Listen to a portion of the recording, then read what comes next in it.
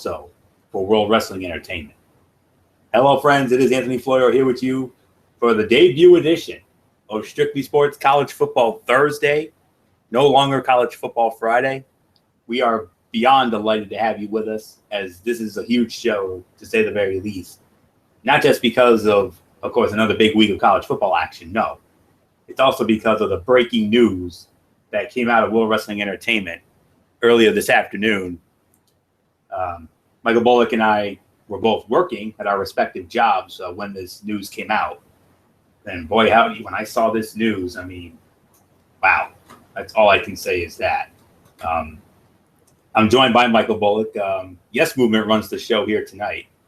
As Derek Ferrer will not be joining us, as you know, because of sports blog commitments, among other things. And then Michael Fletcher was going to join us, but he notified me that he was not feeling good. He was feeling under the weather. So due to illness, Michael Fletcher will not be joining us here tonight. So before we get into the college football stuff, the big news out of World Wrestling Entertainment this afternoon, Seth Rollins, who was the WWE World Heavyweight Champion, tore the ACL and MCL in his knee, during a live event in Ireland against Kane, in a match with Kane. He is out 6 to 9 months. And because of that, Seth Rollins was forced to vacate the WWE World Heavyweight Championship. So Seth Rollins is no longer the champion.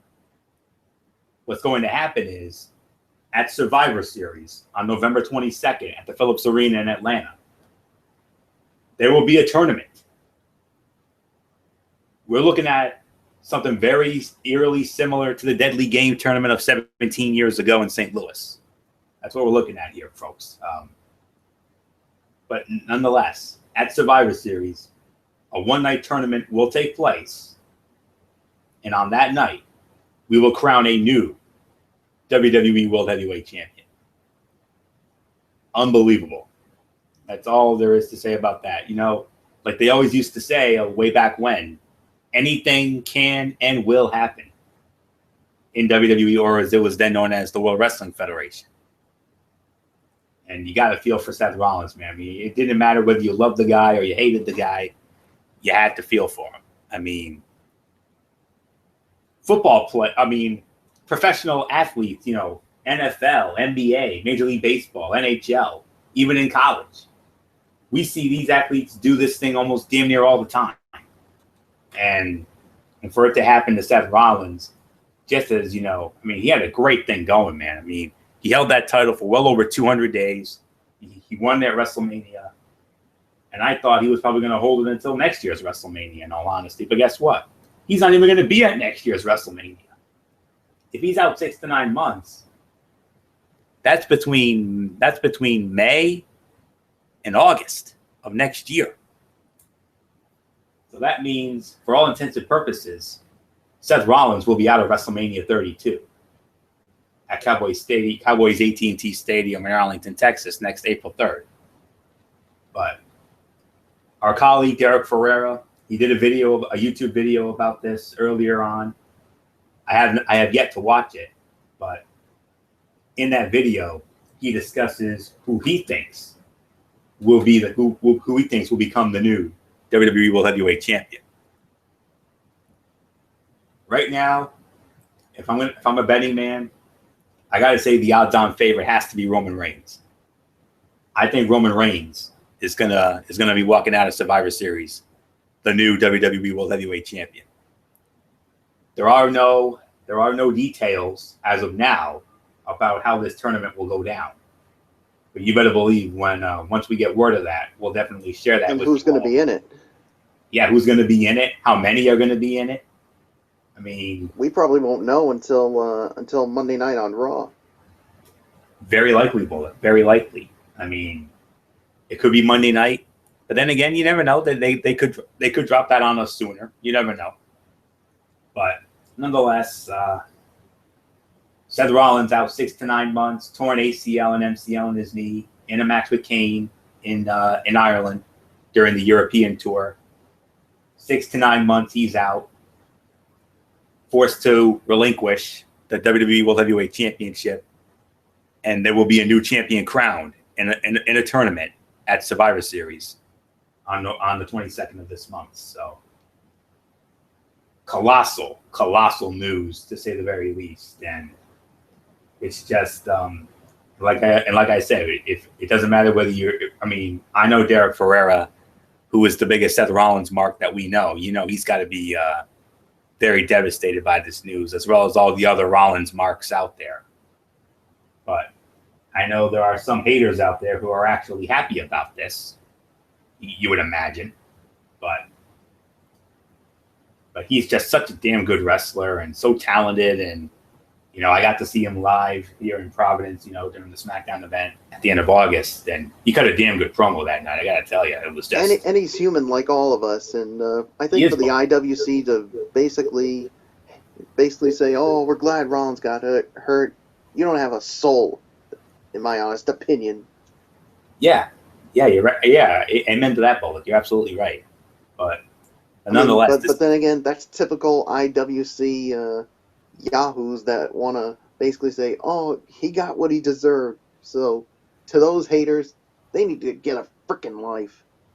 Yeah, I agree with you on that. But for right now, this is just this is something I definitely wanted to address since Derek invited me to be a part of his YouTube video. I guess he wanted me to be on it, but I was working at the time, and I know you were too, Bullock. So, but yeah. Tell you what, major hard times for WWE. I mean, Randy Orton's out. I mean, look at this. You got Randy Orton who jacked up his shoulder. He's out for a bit. Cena is filming that sports and fitness reality show for Fox. Who knows when he'll be back? And now you just lost your crown jewel. You just lost your champion. And I'll tell you, I think that, had he not gotten hurt, I think that match with Reigns would have been a damn good fight. Really would have. But it's just sad. But I'll tell you what, though. I'm very excited about the prospects of this tournament. I don't know if this is going to be a small tournament or if this is going to be the big tournament. Like we had a la WrestleMania 4 and the '98 Survivor Series, the Deadly Game, which Derek Ferreira and I are humongous fans of. Mainly because of that theme song. So, but yeah, we'll definitely pass along any details as soon as we get them. And like I said, my early projection as of right now is that Roman Reigns is going to walk out of Survivor Series, the new WWE World Heavyweight Champion. That's just my thoughts. So, so that's that. So, Michael Bullock, before we dive into the college football stuff, I'd really like to get your thoughts about this humongous news that broke while we were both working this afternoon. So your thoughts on Rollins' injury and, of course, the tournament and all of this. So, Michael Bullock, it's all yours, man. Yes. Hello, friends. This is Mike Bullock here for the premiere of Strictly Sports College Football Thursday. And the thing is, I heard about this news from one of my workmates at work today, and he basically came up to me as like, Mike, did you hear the news about Seth Rollins? And I'm like, what? What's going on? And he basically was saying, oh, Seth Rollins tore his ACL, MCL, and medial meniscus and is going to be out 6 to 9 months. And I'm like, what? I was basically shocked. And that sucks for WWE now. You got John Cena, who's probably going to be out until December with the, of course, filming of that show on Fox, and you got Randy Orton out with a shoulder injury. He's going to be out 4 to 6 months, from what I heard. And now Seth Rollins going to be out 6 to 9 months. WWE right now, they're in a very tough situation right now. You got, with those three being out, who's going to be the main guy now? I'd have to say right now is Roman Reigns, but but I'll bet you this right now. And I saw Derek's video, and I wouldn't be surprised if Mr. McMahon is probably on the phone right now with John Cena saying, "Look, Cena, I understand you're probably filling your shows, but we need you back here as soon as possible because Seth Rollins, our big name guy, just got hurt. Is going to be out for quite a while." And there's another superstar. I wouldn't be surprised if he's making contact with a certain beast, a certain conqueror, Brock Lesnar. And don't be surprised. Don't be surprised if you see Brock Lesnar. I would say in this tournament. I mean, because you need a big name guy beside. I mean, I'll tell you this right now. Roman Reigns, he's already going to be in the tournament because remember, he was the number one contender for Seth Rollins' WWE World Heavyweight Championship until this injury just happened. We probably won't know more until probably Monday night on Raw, maybe sooner. I think more likely Monday Night Raw. I mean, how are they going to do this? Who's going to be in the tournament? I don't know. A lot to think about, but a huge loss for WWE, and don't be surprised if also with this we start seeing more of the Phenom, the Undertaker, because remember, we heard before that he's open to working more dates, so you wonder if he'll be even working more now with this injury to Seth Rollins. Maybe we might see him at the next pay-per-view after Survivor Series, TLC, maybe even the Royal Rumble. I mean, WWE needs to do something now with this injury to Seth Rollins, so a tough loss, and like I said, I mean, I know Seth Rollins has got some haters out there, but the thing is, to the IWC, I mean, we're all human, and injuries like that can and will happen, and for those to come out and say that, oh, we're happy that Seth Rollins is hurt and that he's going to be out for a while. I mean, we never liked the guy. He's human like all of us people, so get a life. And I mean, I just feel bad for the guy. I mean, he's a damn good wrestler, no doubt about it. I mean, the body of work from some of his matches are awesome. I mean, take a look. I mean, he had some awesome matches with Dean Ambrose and even with John Cena as well. I mean, but all in all, I wish nothing but the best for Seth Rollins, and hopefully you get back on your feet soon, man. So, yeah, so really got nothing else to say. So Florio, I mean, what are your thoughts on what I had to say? I mean, maybe possibly having Brock Lesnar or maybe John Cena come back sooner?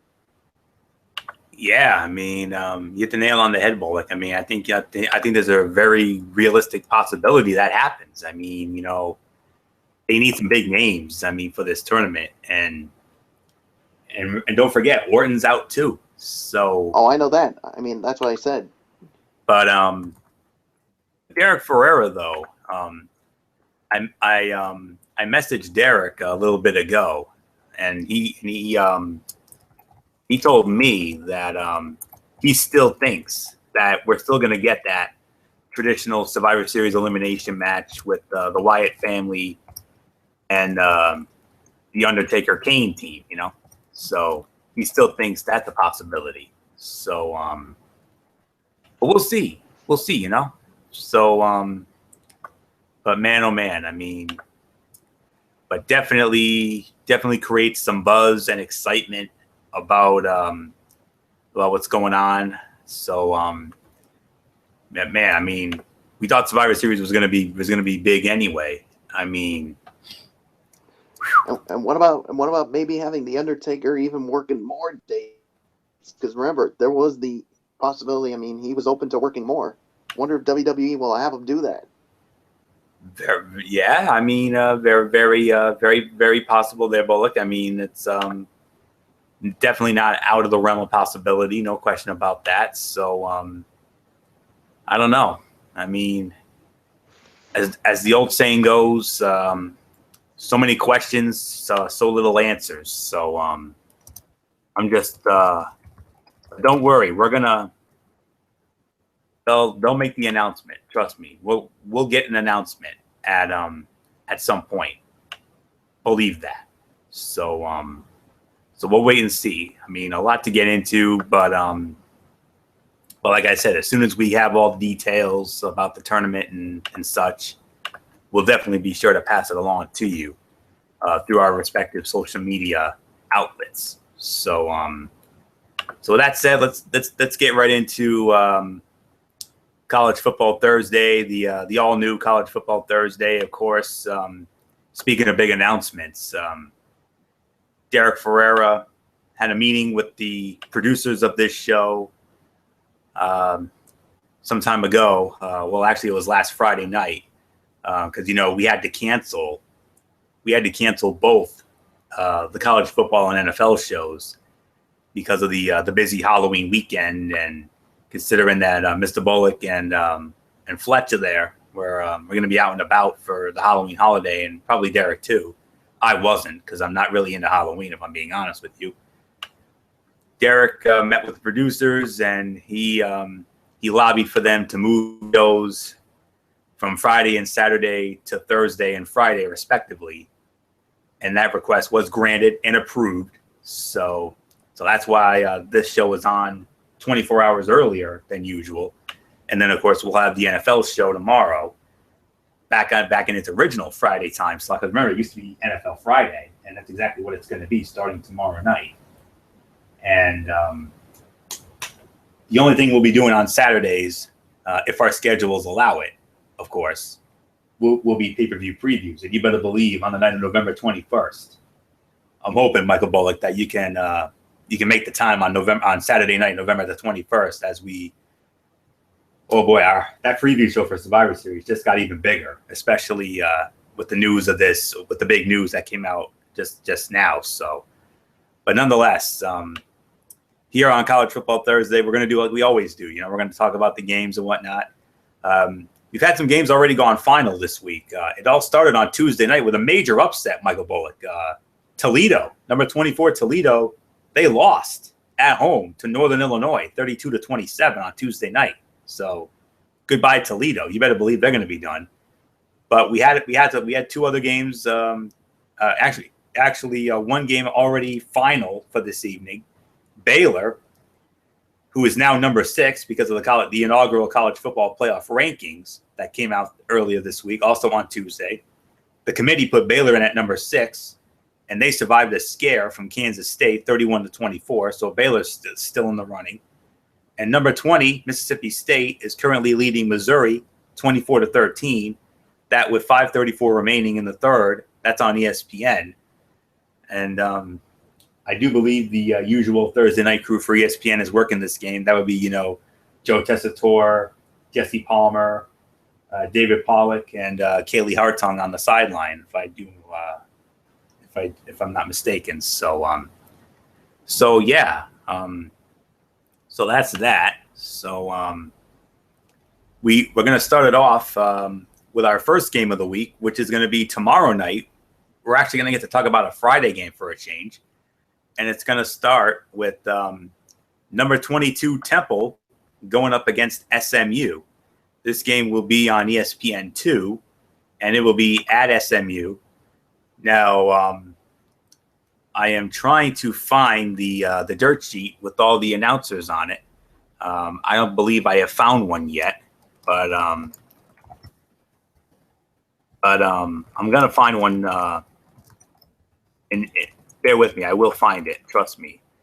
So yeah. So while I am doing that, just looking for. No, that was from last year. All right. I'll find one. Trust me, I'll find one. But nonetheless, though, it's going to be Temple coming off of that tough loss against Notre Dame a week ago. They go down to what a game that was. I mean, I tell you that game with Temple and Notre Dame last week was definitely far and away the game of the week. No question about it. I mean, there were a lot of weeks a week ago where a lot of games last week that, the that I felt were quite a bit, like dud enhancement games and as well as boring and lacking Shakespearean drama and everything else. But yes, I definitely have Temple winning this game, no question about it. Well, hold on, maybe I do have one here after all. Just want to be absolutely sure. Okay, all right. Yep, I was correct. Joe Tessitore, Jesse Palmer, David Pollock, and Kaylee Hartung are calling the game that's on right now. Calling the game tomorrow night for Temple and SMU, it's going to be Dave Fleming along with Matt Brown and Allison Williams. They're going to be on the call for that, and I'm also going to get the spread for you all in just a moment.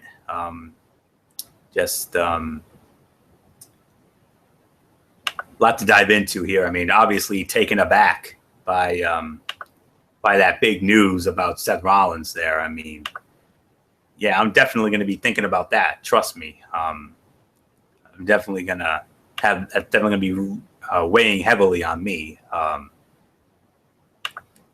Okay. Temple against SMU. We got Temple as 13 to 13.5 point favorites. So, but yeah, Temple. I mean, what can you say? I mean, that game against Notre Dame, I mean, that to me was a 5-star classic, chock full of Shakespearean drama, and that game definitely had it. And Temple, tough loss for them. They played well. I mean, they forced 2 Notre Dame turnovers, but they were outgained 467 to 295. PJ Walker, their quarterback, was sacked twice. They committed a turnover. He threw an interception. So, yeah, he did not have a good game last week. I mean, he only had 188 yards, TD and a pick. But I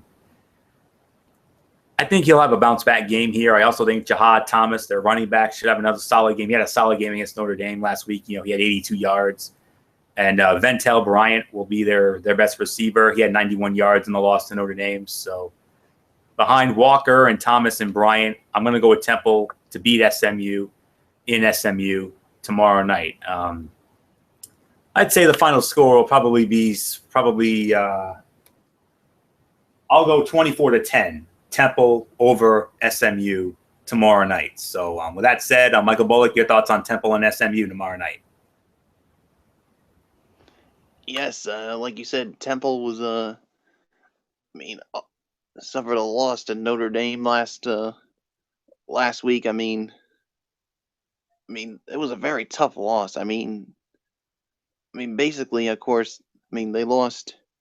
24-20. There were one time they were leading the game, 20-17 with 4:45 left, and Notre Dame went on a 2-minute 42 second drive to basically score the winning touchdown, and the defense wasn't really good. Temple allowed 467 total yards of offense, 168 on the ground. So, yeah. So basically, led by Thomas and Walker, like you said, I think they'll bounce back in a big way. I got Temple winning this one as well. I'm gonna go 27-10. It's gonna be my final score. So really got nothing else to say except let's move on to the Saturday slate of games starting at 12 o'clock, which, by the way I'm looking at the schedule, is going to be our team, Florio. The number 5 Notre Dame Fighting Irish and the Pitt Panthers. Well, yeah. What a way to start it off indeed. According to our slate here, I believe we only have 3 noon games, which is very surprising considering that we usually have like 5 or 6 of those. But we got 3 of them here. And we're going to start it off with the game that you better believe I'm going to have a major vested interest in. Matter of fact, I consider this one of my headliner games of the week right here. I would say this is my number 3 game of the week right here. Well, number 3 or number 4 game of the week. The number 5 Notre Dame Fighting Irish, my team, like Mr. Bullock mentioned, they're going to be going up against the Pittsburgh Panthers. This game will be at Heinz Field in Pittsburgh. So definitely looking forward to that. This game will be seen on ABC. And calling this game for them will be none other than Sean McDonough, Chris Spielman, and Todd McShay. They will be in Pittsburgh for this one. And according to my spreads, Notre Dame is the favorite, 8.5 to 9-point favorites. So with all that said, Michael Bullock, Notre Dame against Pittsburgh, one of the games of the week, like I said, right around the 3 or 4 lines. So your thoughts, man, Notre Dame and Pittsburgh, what do you think? Yeah, this should be a very interesting matchup. As we just said, Notre Dame coming off of a close win against against Temple last week, and here's the odd thing. I mean, Notre Dame, they're basically at the same place where they were a year ago, 7-1 overall, and they were then ranked number 8. But of course, last year's team was basically hobbled by the injuries and ended up losing its final 4 games of the season. So that really killed them. But of course, this team I think is definitely different than what they were last year. And Brian Kelly, his time at Notre Dame is 13-7 in the month of November, which is where we are right now, which is his worst monthly record. But they do have a favorable schedule coming up after, of course, Pittsburgh, finishing with games against Wake Forest, Boston College. But here's the tough one. It's their annual meeting against number 9 Stanford. So we'll see how they do the rest of the way. So, yeah, I mean, basically, Deshaun Keyser basically had a little bit of a tough game with a couple of picks he threw 2 picks in that game, and basically, of course, I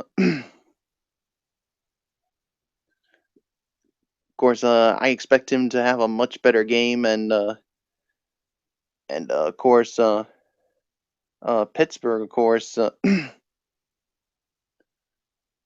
mean, they're coming off of a 26-19 loss against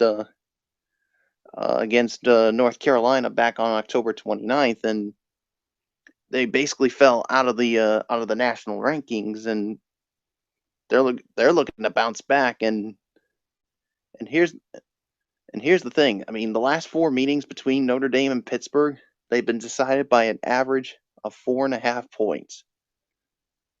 And the last time these two teams met in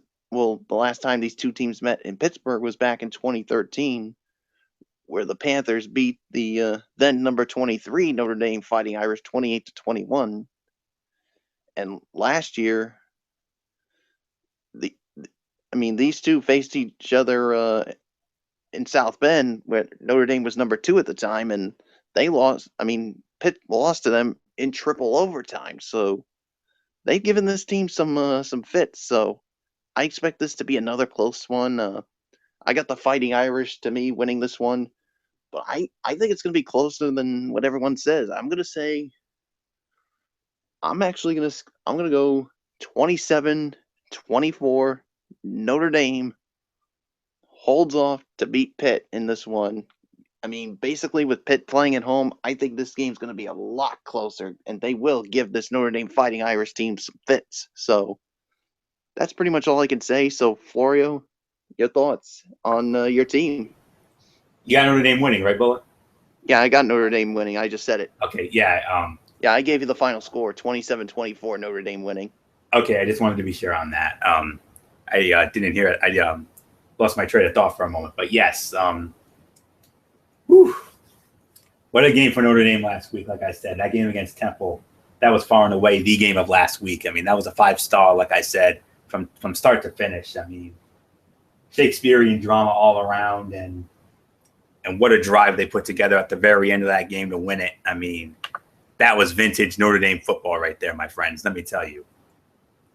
I'm expecting DeShone Kizer to have another big game. I'm also expecting CJ Prosise to have another big game, and my man Will Fuller, and that receiving core, with Torrey Hunter's son in there, David Robinson's son, Corey Robinson, Chris Brown, and I expect all of them to have a big game, and I also expect the defense to definitely pay some dividends as well. So Pittsburgh 6-2. They lost last week, a tough loss to North Carolina. Their first loss since week 3 when they lost to Iowa at Iowa. And we'll talk about the Iowa Hawkeyes shortly. But they lost. It was their first loss in 7. It snapped a 7-game winning streak. They committed a turnover. Their quarterback, Nate Peterman, was sacked 5 times by North Carolina in that loss. Outgained 444 to 415. They committed a turnover, lost a fumble. Peterman had a solid game, though, 262, a touchdown, didn't throw a pick. But the running game, though, Quadri Allison only had 54 yards to lead the team, and the receiving, Tyler Boyd only had 89 yards to lead that. The running game and the receiving core definitely has to get going there, no question about that. I do think Boyd will have a solid game. I think Allison will have a solid game running. I think Peterman should have a solid game quarterbacking, but Notre Dame is just too big and too strong. They're too good right now. And as far as where I have this game ranked on my headliner schedule, my headliner rankings, if you will, I definitely have this as my number 4 game of the week. I feel there are 3 games that are bigger. And I think you already know where I'm going with that. So, yes, Bullock, I agree with you. What a shock, right? Because I damn near agree with you on everything. I got Notre Dame winning this game as well. I will say the final score, I'm going to go 31-24, actually, Bullock. 31-24, Notre Dame beats Pittsburgh at Heinz Field. Should be a great game. I'm definitely looking forward to seeing how that plays out. You better believe I'm going to be watching that game with a major vested interest. So Notre Dame wins 31-24. Next up, we got the number 10 ranked Florida Gators at home at Ben Hill Griffin Stadium in Gainesville. They're going to be hosting the Vanderbilt Commodores. This game will be seen on ESPN. And calling the game for ESPN will be Beth Mowins, Anthony Becht, and Paul Carcaterra. They'll be at Florida for that one. And Florida, massive favorite here. No big surprise. 20.5 to 21.5 point favorites. So I'll just save you all the pain and aggravation here. This is definitely going to be the game of the. I mean, this is going to be one of my locks of the week. I was going to say rather. Florida with that big win against the Maiden Georgia Bulldogs as part of the world's largest outdoor cocktail party in Jacksonville. I mean, easy win against Georgia. Georgia's fading. They're pretty much done now. I mean, they came to play last week. They forced 5 Georgia turnovers, had a sack of Fatan Bauta, who's now the quarterback of Georgia.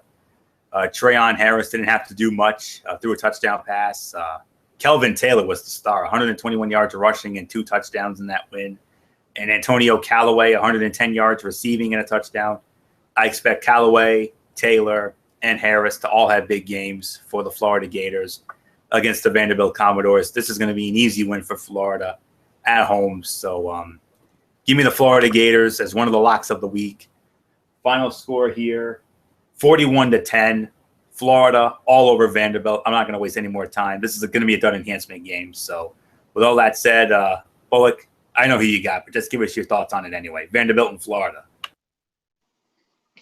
Yeah, I mean, I'm just going to make it short and sweet. I got Florida winning this one as well. I mean, I think they're going to have no problems with Vanderbilt here. I mean, like you said, they're coming off of a win over the Georgia Bulldogs last week. So, but yeah, so really have nothing else to say. You pretty much touched on everything. So, what was your final score, Florio? 41-10, Florida. I'm actually going to go just one above. I'm going to say 42-10 is going to be my final score. So, not going to waste any more time on this. So, so with that being said, let's move on to the last of our noon games, which is, of course, Northwestern, the number 21 Northwestern Wildcats, and the Penn State Nittany Lions. Yes, Penn State and Northwestern, like Michael Bullock said, from Ryan Field in Evanston, Illinois. The Penn State Nittany Lions going up against the number 21 ranked Northwestern Wildcats. This game will be broadcast on ESPN University. and calling the game for ESPN University will be Clay Matvick along with John Congemi. They will be at Northwestern for this game, and Northwestern is the favorite, but not by much. They're only favored by 2 to 2.5 points. So with that said, Michael Bullock, Penn State against Northwestern, we're looking at a potential sleeper game here from what I'm looking at here. Yeah, I think this is gonna be a sleeper game here. I'm gonna basically, yeah, the Wildcats. I mean, what can you say about them? 6-2 overall, 2-2 in conference play here, and I mean, basically, and of course with Penn State, I mean, they're 7-2 and 4-1 in conference play, and the thing is, the defense. I mean, they're really good. I mean, they're leading the nation with 36 sacks, 4 more than they had all of last season, and they rank 4th among the FBS teams in pass defense at 157.9 yards per game. Yeah, so, and in the some of those sacks, 22 of the 36 sacks have come in the second half, and 16 of them have come in the fourth quarter. And of course, they're led by Carl Nassib, who leads the FBS with 14.5 sacks, and they're coming off a 39-0 win over Illinois last week. So, yeah, so basically Northwestern and of course they're led by Clay Thorson, who of course coming off of a win over Nebraska back on October 24th with a 30-28 win. And the thing is, Clayton Thorson was held to only 6 yards on 14 carries, and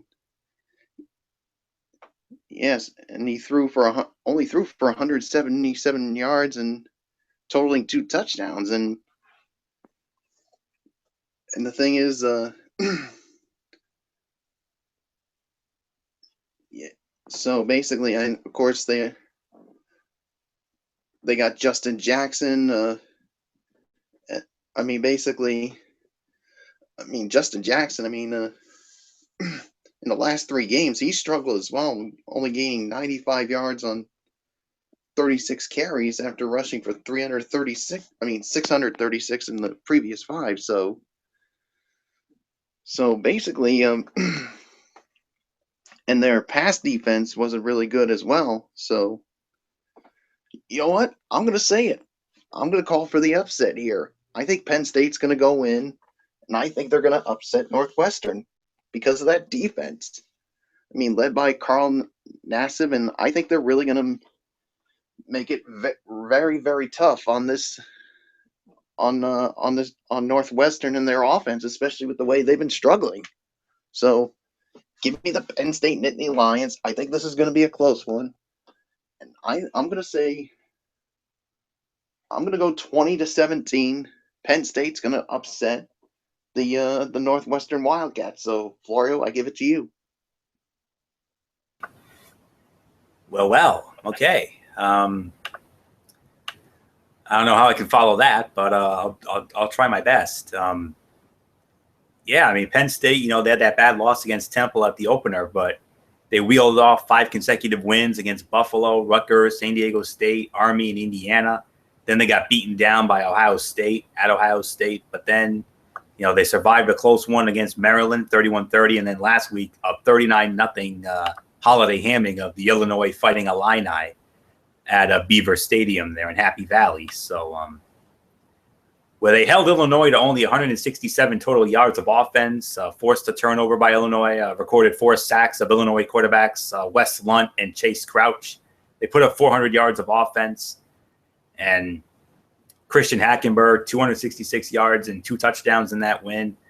And Saquon Barkley, 84 yards rushing to lead the way and a score. And Chris Godwin, 76 yards receiving and a touchdown in that win. So I'm expecting Godwin to have a big game. I expect Saquon Barkley to have another big game, and Christian Hackenberg will have a big game despite getting sacked 3 times by Illinois last week. So that's how I feel about. So that's what I think about the Penn State end of things. Northwestern. I mean, what can you say about Northwestern? I mean, 6-2, like Bullock said, they're third in the Big Ten West. They started the year 5-0. Winning against that, they had that big win against Stanford on opening day, and then against Eastern Illinois, Duke, Ball State, Minnesota, and then back-to-back losses against Michigan and Iowa, in which they were outscored in those 2 games, 78-10, before snapping that 2-game losing streak with that big win in Lincoln against Nebraska, 30-28. So, but yeah, I mean, that was a big win for Northwestern. Man, they needed that one, especially after those piss-poor performances against Michigan and Iowa. I mean, they were just holiday-hammed, 78-10 in those combined games. They forced a Nebraska turnover, recorded 2 sacks of Nebraska quarterback Tommy Armstrong. Thorson was solid, 13-28, 177, a touchdown in the win. Also had 126 yards rushing. So Thorson was definitely the force in that win. Dan Vitale was their leading receiver with 55 yards, and Justin Jackson also had 55 yards, now that I look at this graphic here. So I expect Vitale and Jackson to have big games receiving and maybe running as well. And I also expect Thorson to play well, but I really can't trust Northwestern more than I can throw them right now, even though they are at home. And you know what, Michael Bullock? I think I am going to agree with you. I think I am going to go with Penn State in this one, considering how well they've been playing right now. So I'll take a chance. I'll go with Penn State. I'll bite. Give me the Nittany Lions in this one, folks. I say final score here will be. I think it's going to be maybe a little more on the well. But then again, I said games were going to be defensive. They turned out to be much more offensive than I thought. But I'm going to go a little in the middle here. I'm going to say 24-21. Penn State will upset Northwestern at Ryan Field in Evanston. Should be a solid game, though. I think it's going to be a sleeper game of the week, I think. No question. Moving on next to our next game, a rare 1 o'clock game. Yeah, you only hear that in the NFL. Well, you're going to get that here in college on Saturday afternoon, folks. 1 o'clock game. This will be on Pac-12 Network. Number 11, Stanford Cardinal going up against the Colorado Buffaloes. This game will be held at Folsom Field in Boulder, Colorado. And Pac-12 Network will have it. And let me see if I can find the appropriate announce team for this one. Yes, Ted Robinson, along with Glenn Parker and Jill Savage, they will be in Boulder. They'll be on the call for this game. And according to my spreads here, I do believe Stanford is the favorite. Yes, they are. 16 to 16.5 point favorites are the Stanford Cardinal against the Colorado Buffaloes. How about Stanford? What a tremendous turnaround by the Stanford Cardinal. Piss poor performance against Northwestern on opening day. Since then, Bullock, they have not lost a game. They've won every game since then. And they've beaten, get this lineup, UCF, at USC, at Oregon State, home against Arizona, home against UCLA, home against Washington, at Washington State. That's a pretty solid lineup to go through, I'll tell you.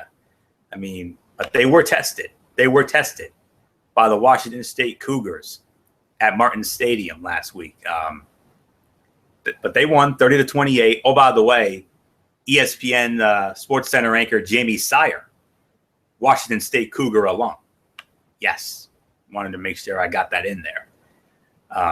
She was heartbroken, but it is what it is. But even though Stanford was outgained 442-312 by Washington State, Stanford forced 2 turnovers, recorded 3 sacks. Washington State quarterback Luke Falk, Kevin Hogan did not have a good game at all. He was 10 of 19 for 86 yards, no touchdown passes, threw an interception. But Hogan did bail himself out on the rushing game. He had 112 yards rushing and 2 touchdowns in the win. And Christian McCaffrey also had 107 yards rushing in that as well. They had how many yards here? 226 yards rushing. That bailed them out immensely. The receiving corps did nothing. McCaffrey was their leading receiver with just 26 yards. That's it. But I think Hogan's gonna have another big game. I think Hogan will bounce back. I think he'll have a much bigger game this time around. I think McCaffrey's gonna have a big game as well. So I expect those two young men to carry the load against the Colorado Buffaloes. 4-5, 6 in the Pac-12 South. Lost last week to UCLA. And they gave UCLA some major fits last week in the Rose Bowl. Let me tell you. I mean, they outgained them 554 to 400. Recorded 2 turnovers and had a sack. But Sifo Liafo, 2 interceptions thrown despite 312 yards passing. Patrick Carr had 100 yards rushing and a touchdown. I expect him to have a big game. I think Devin Ross will be the leading receiver, 101 yards. Also, some Nelson Spruce action with 90 yards. I think he'll have a big game too. Carr on the rushing end, and then Liafu as the quarterback. But to be honest, Stanford's just too good right now. Really loving their body of work. So I'm going with the Stanford Cardinal to win this game. I'm going to go 34-13. The Stanford Cardinal over the Colorado Buffaloes in Boulder. So with that said, Michael Bullock, Stanford and Colorado, your thoughts? Yeah, I mean, like you said, I mean, Stanford, I mean, what can you say about them? I mean, they've been playing so good, and the thing is, of course, led by Christian McCaffrey, who posted 7 straight 100-yard rushing effort.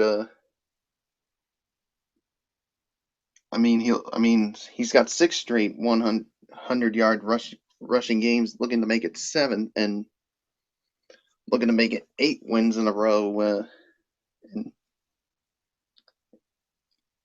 And of course, also led the way by Kevin Hogan, and of course,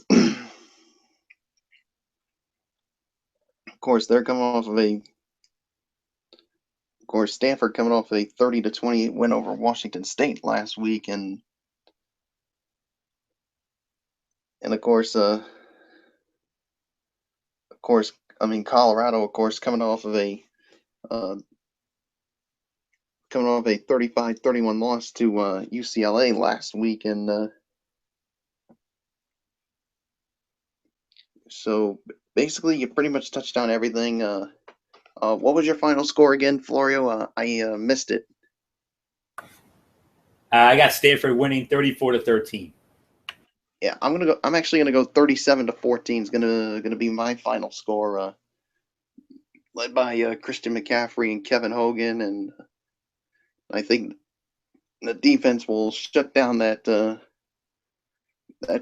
Colorado offense. So basically, there's really nothing else for me to say except let's move on to our 3:30 3:30 games here, and we got a good one here in the first one. It's number 1 Clemson against number 16 Florida State. Indeed it is, Michael Bullock, one of our top 3 headliner games of the week for sure. It's a toss-up. I don't know if it should be the 2 game or if it should be the 3 game, but to be it's in that 2 to 3 line. I'll tell you that right now. It's not the headline game of the week. You know what that is. And that's ironically going to be our final game of the night, believe it or not. But nonetheless, another one of our big headline games of the week. Like Bullock said, the number 16th ranked Florida State Seminoles against the number 1 ranked Clemson Tigers in Death Valley at Memorial Stadium in Death Valley. ACC bragging rights on the line, to say the very least. This game's on ABC. And calling this game for ABC, believe it or not, it's going to be the big crew. It's going to be Chris Fowler, Kirk Herbstreit, and Heather Cox. They're doing a Saturday afternoon game. They're not doing a Saturday night game this time around. No, sir. They're doing this game, boy. Chris Fowler, Kirk Herbstreit, Heather Cox. They'll be in Death Valley, Florida State and Clemson. And according to my spread here, the Clemson Tigers are favored by, get this, 10.5 to 11 points. Very surprising spread, to say the very least. I thought it would have been at least a little less than that. But Clemson is the favorite, though. So with that said, Michael Bullock, one of our top 3 headline games of the week. Florida State Clemson. You know what? I'm just going to say it. This is my number 2 game of the week right here. This is the second biggest game of the week right here. One is bigger. So, all right, Michael Bullock, you've had some time to think.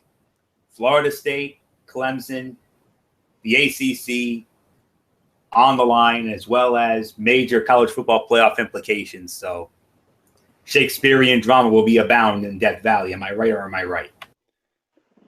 You're right, and of course Clemson number 1 in the nation, of course, in the inaugural college football playoff rankings, and here's the thing: with a win over Florida State, they can lock up a spot in the ACC championship game. So, yeah, so there's a lot riding for Clemson here. So,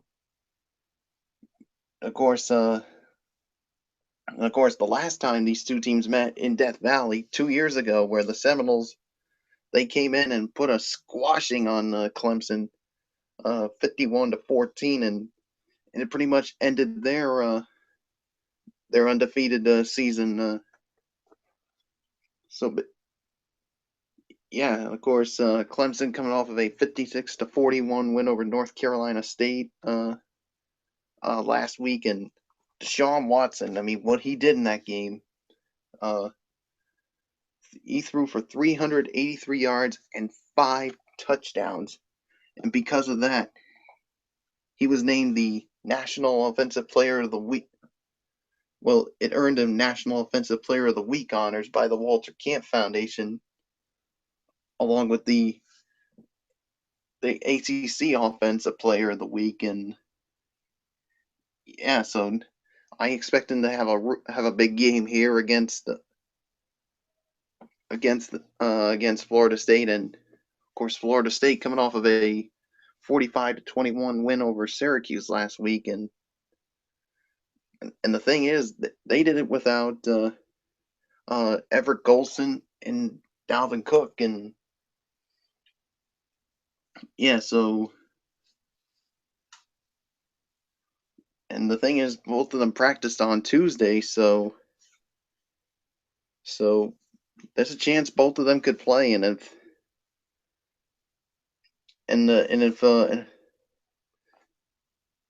thing is, if both of them do play, I expect this to be a really good one. So, and the replacement for Everett Golson, Sean McGuire, he had a nice game, 349 yards and 3 touchdowns. So, yeah, but I'll tell you what, if they get Golson Cook back, I think this could be a really good one. But in the end, I got Clemson winning this one. They're just too good, especially led by Deshaun Watson and that offense. And I think the defense will make just enough plays. And I think my final score for me, I'm actually going to go 38-30, Clemson over Florida State. And I think this should be a really good game, no matter who's starting for Florida State. So, Florio, your thoughts on this big game in the ACC? And the second biggest game of the week as well. Yes. Oh, yeah. Too. Yeah, it's the second biggest game of the week as far as I'm concerned, because of who's playing here. Florida State at Clemson, Death Valley, ABC. I wish this would have been a night game, but, it is what it is. But in a way, I'm kind of glad they made this an afternoon game because I can focus on one particular night game, to be honest with you. But, man, oh, man, this is going to be a great game. I'm really looking forward to this one. I mean, will it be Everett Golson? Will it be Sean McGuire starting for Florida State? We'll have to wait and see. Dalvin Cook, will he be ready to go? Hopefully he will be. Kermit Whitfield in the receiving corps. I expect all of them to have big games there. Clemson, with Deshaun Watson, who's playing out of this world, as well as Wayne Gallman. I expect them to have big games as well. And there's a reason why Michael Fletcher was high on this team. And, and they are now the number 1 team as far as the inaugural college football playoff rankings for this season goes. I mean, they survived a scare from NC State a week ago. I mean, Deshaun Watson had a game of his life. 23 out of 30 for 383 yards and 5 touchdown passes. No interceptions against NC State. Gallman had 172 yards rushing. And then Hunter Renfrow, 93 yards receiving. Sharon Peak had a receiving touchdown as well. And Artavis Scott as well. I think those 3 young men will have big games for them. And it's a tough one to call, honestly. I mean, it could go either way. It really can. But let's be realistic here.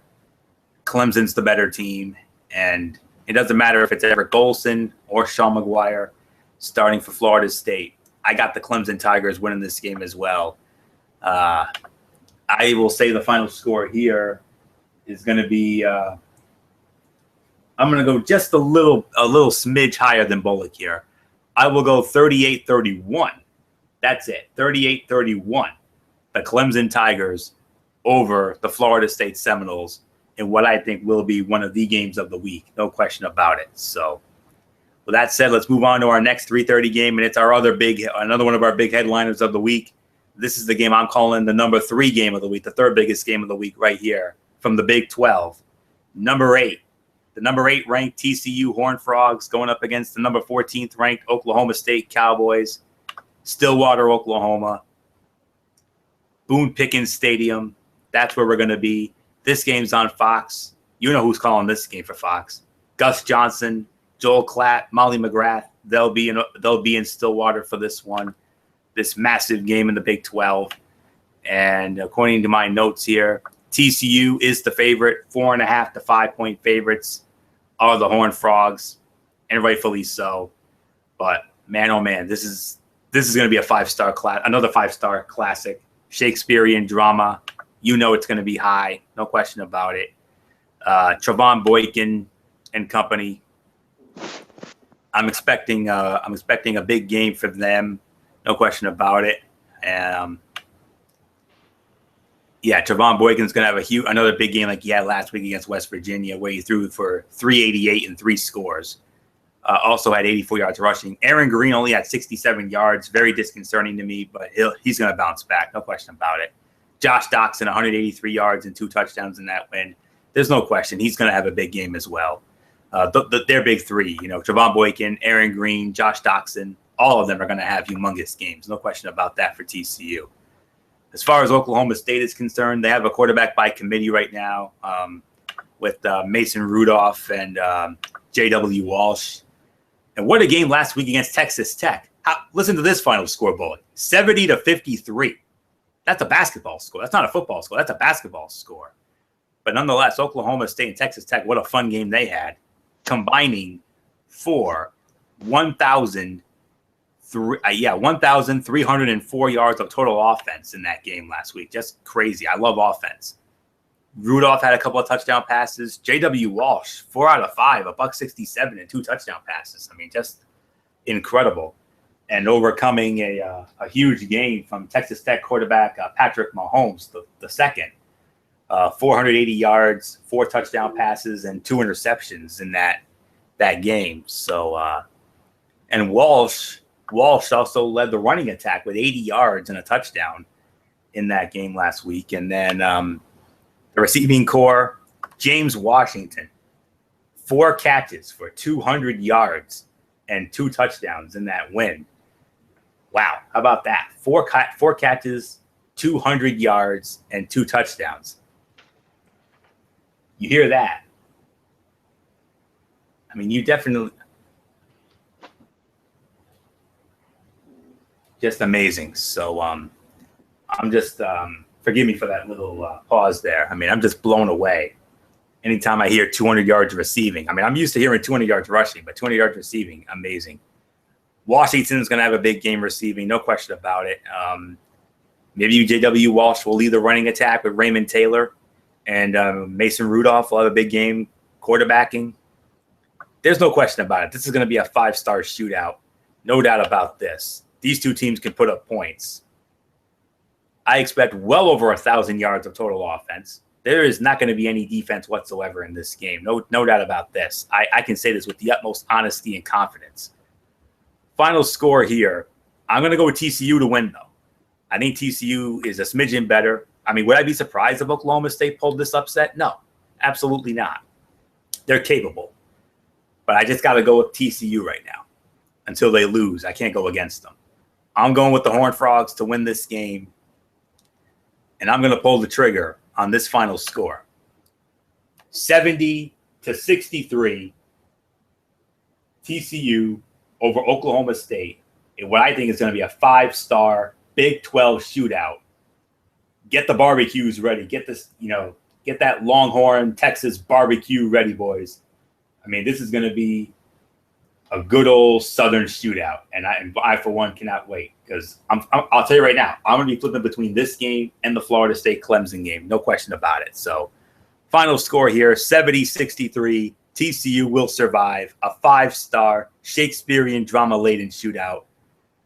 Michael Bullock, how in the world do you follow that? TCU and Oklahoma State, man. Oh boy, wow, wow! Talk about a final score. I mean, are you sure this is college football we're talking about? I mean, when I hear 70-63, I'm thinking of like a college basketball final score, especially when you.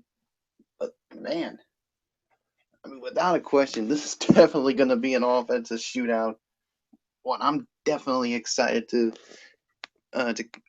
watch right here. And I mean, if you love offense, this is the one for you. And of course, the Frogs coming off of a 40-10 victory over West Virginia last week, and I mean,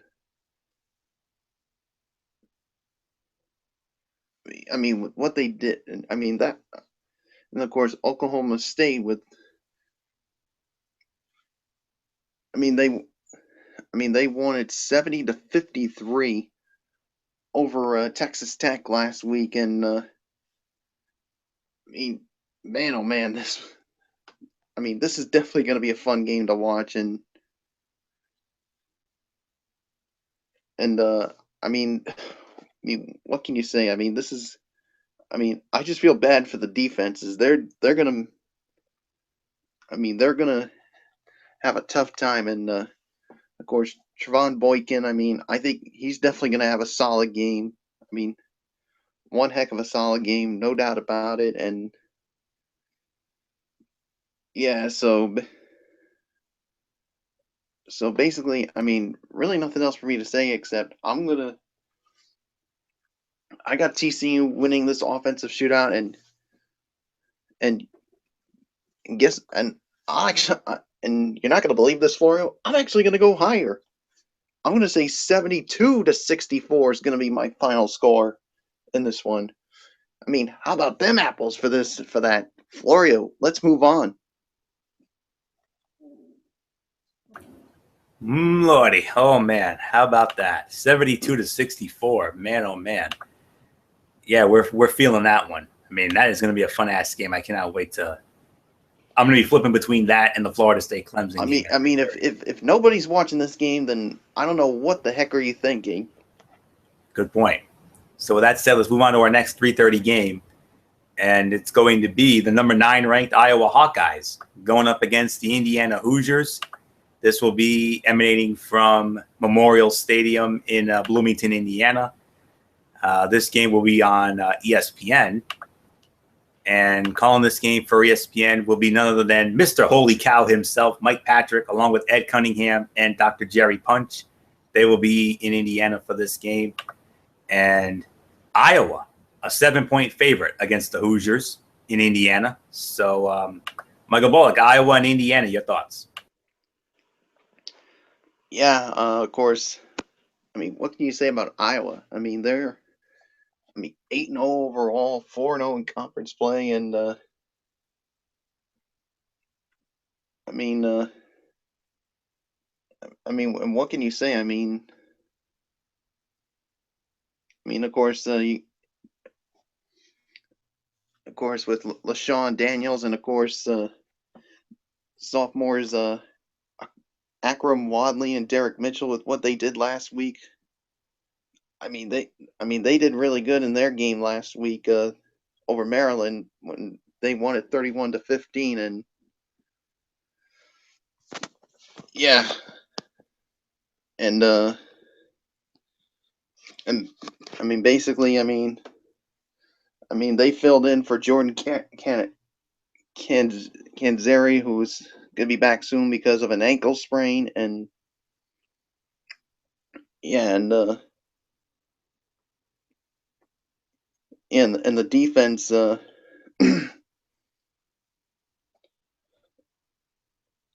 And the defense played really good, of course, against Maryland, and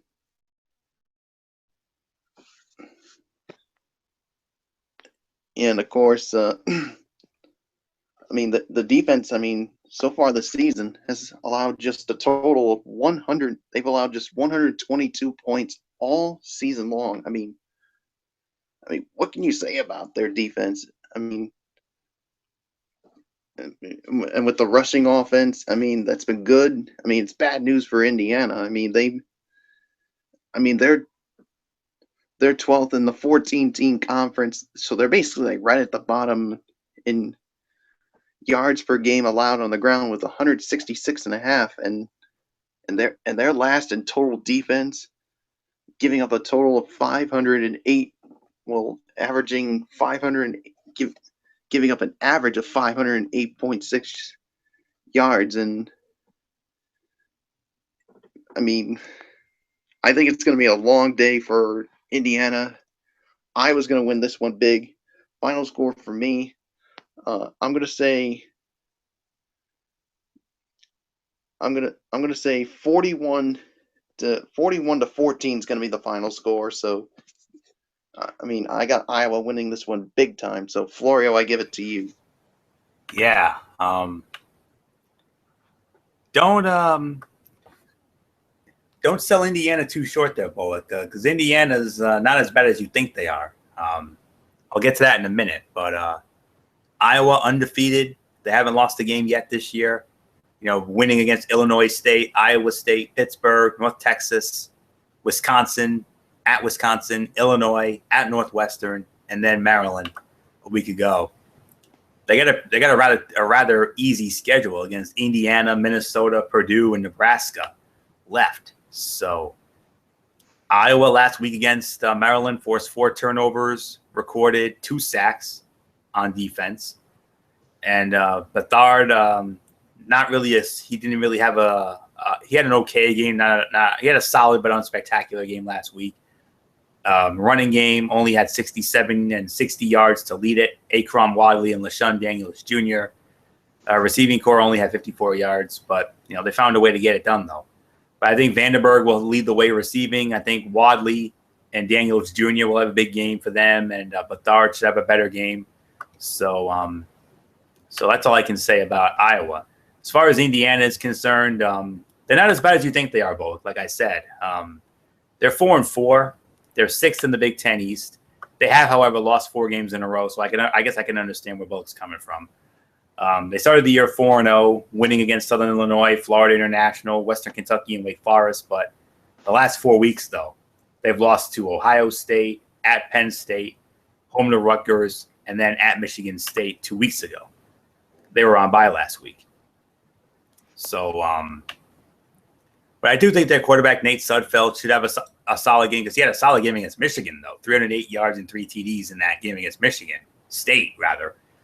78 yards rushing for Jordan Howard. I think he'll have a big game here. And Simi Cobbs, 108 yards receiving, and Mitchell Page with 99. So Cobbs and Page should be fine receiving, Howard rushing, and Sudfeld quarterbacking. But ultimately, I do agree with Bullock, though. I got the Iowa Hawkeyes winning this game as well, but not as badly as he had it. I think Indiana will give Iowa some fits, though. And I think this could be a possible trap game for Iowa. But nonetheless, though, I got Iowa winning. I will say final score here will be 24-17. Iowa will beat Indiana. Indiana's not as bad as you think they are, Bullock, with all due respect. So with all that said, let's move on to our next game here. And according to my notes here, I just want to make sure I have it correct. Mr. Bullock's team, the number 17th ranked Michigan Wolverines, returning home for the first time since, well, you know the story. They're going to be at home in the Big House against the Scarlet Knights of Rutgers. This game will be seen on the Big Ten Network or Big Ten Network 2, but it's going to be on the Big Ten Network It's going to be on some form of the Big Ten Network, though. I can assure you that. And I don't know who's going to be calling this game for the network. Trying to find it here in my notes, but all I do know is it's going to be Rutgers at Michigan, and I'm really surprised. I thought for sure they would have had all the games covered here. I guess they don't have it on this on my little notepad here. So, but it's going to be on the Big Ten Network, though. I already know that for sure, or it could be on one of those other affiliates. I don't know, but nonetheless, though, Michigan. I do believe Michigan is the favorite, though. I would imagine, Michigan's a huge favorite, 24.5 to 25-point favorites. So there's no question about it. This is going to be one of my locks of the week for sure. Another lock of the week. Michigan had that bounce back win against Minnesota last week after that heartbreaking loss against Michigan State. The one that made Sean McDonough lose his voice, damn near almost. And they survived. They survived with a goal line stand in the final seconds to get the win. Jake Rudock will have a big game, no question about it. Drake Johnson and Shiu Chesson on the running attack, and Amara Darbo and Jake Butt will lead the receiving corps. So there's no question about this. This is another lock of the week. I got Michigan pretty sizably in this one, especially in the Big House, against a 3-5 Rutgers team, who's lost 2 in a row to Ohio State and Wisconsin. So I'm going with Michigan to win this one. I got them winning big. Final score here, I'm going to say 52-17, Michigan all over Rutgers. I apologize. I don't have the announcers for this game. I'll try to find them. In the meantime, Michael Bullock, your team against Rutgers at home for the first time since, Don't get me going on that. Last time Michigan was at home, so because I certainly don't want to go on a rant here. I mean, regarding of course the fans of Michigan. I mean, you know where I'm going with this, Floria, with regarding the fans.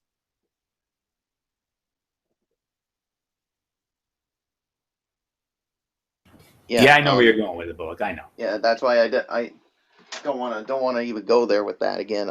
Because otherwise I will go off here. But either way, when it comes to this, of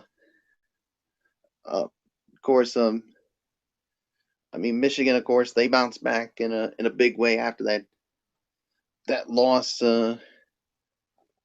That loss to Michigan State. I mean, with a 29-26 win over Minnesota at Minnesota. So, I mean, it came down with their defense, of course, led by Ryan Glasgow and Joe Bolden. I mean, they tackled Minnesota quarterback Mitch Liner's sneak attempt at the 1-yard line, the final seconds of the game. So the defense really stepped up in a big way. And the thing is, of course, the Wolverines they'll be without Ty Isaac, their tailback, and they're going up against a Rutgers team that has been outscored 97-17 the past 2 weeks, and of course they're Rutgers offense is going to have a tough time against that very tough defense of Michigan. So really got nothing else to say. I got Michigan winning big. I'm going to go 51-17. It's going to be the final score. So so really there's nothing else for me to say except let's move on to which is it is the last of our 3:30 games. It is the number 25 Houston Cougars going up against the Cincinnati Bearcats. You're wrong, Bullock. It's not that game. Yeah. Oh, hold on. I stand corrected. It's not the last of our 3:30 games. Second to last. The second to last, which is number 18, Ole Miss against Arkansas. So sorry for that botchamania there. Oh yeah, not a problem, man. Like Mr. Bullock said, well, get this: a rarity, a rare SEC on CBS doubleheader. We're gonna have it. The Arkansas Razorbacks, a la State of Sorrel, going up against the number 18th ranked Ole Miss Rebels. Vaught Hemingway Stadium, Oxford. That's where we're going to be for this one. And calling this game for CBS, oh boy, we're going to have some fun with this. Carter Blackburn, along with Aaron Taylor, and our old friend from Nesson, Jenny Dell. She will be there, man. Oh, yeah. Aaron Taylor, Carter Blackburn, Aaron Taylor, Jenny Dell. They'll be calling this game for CBS. I'm still trying to get that Rutgers and Michigan announced crew for you folks. I'll make sure you know who's calling that game on the Big Ten Network in a moment. But nonetheless, though, as I look at the spread here, I do believe Ole Miss is the favorite. Yes, they are 10 to 10.5 point favorites. Are Ole Miss against Arkansas. So with that said, Michael Bullock, Arkansas and Ole Miss in game one of an SEC on CBS doubleheader with our old friend Jenny Dell on the sidelines. So.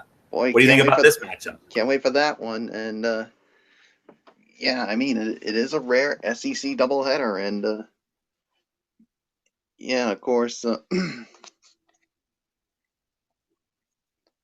Yeah, I mean, I think this. Yeah, Ole Miss. What can you say about them? I mean, they're 7-2 overall. Of course, coming off of a 27-19 win over. 27-19 win over Auburn last week, and sorry about that. Yeah, so yeah, hold on. I'm just trying to pull up everything, and and the Ole Miss offensive line is going to get a nice boost with the return of all-conference left tackle Laramie Tunsil. I mean, he was suspended the first 7 games after the NCAA ruled he received improper benefits, and of course, last week, I mean, they had 558 yards of total offense against Auburn, and the thing is,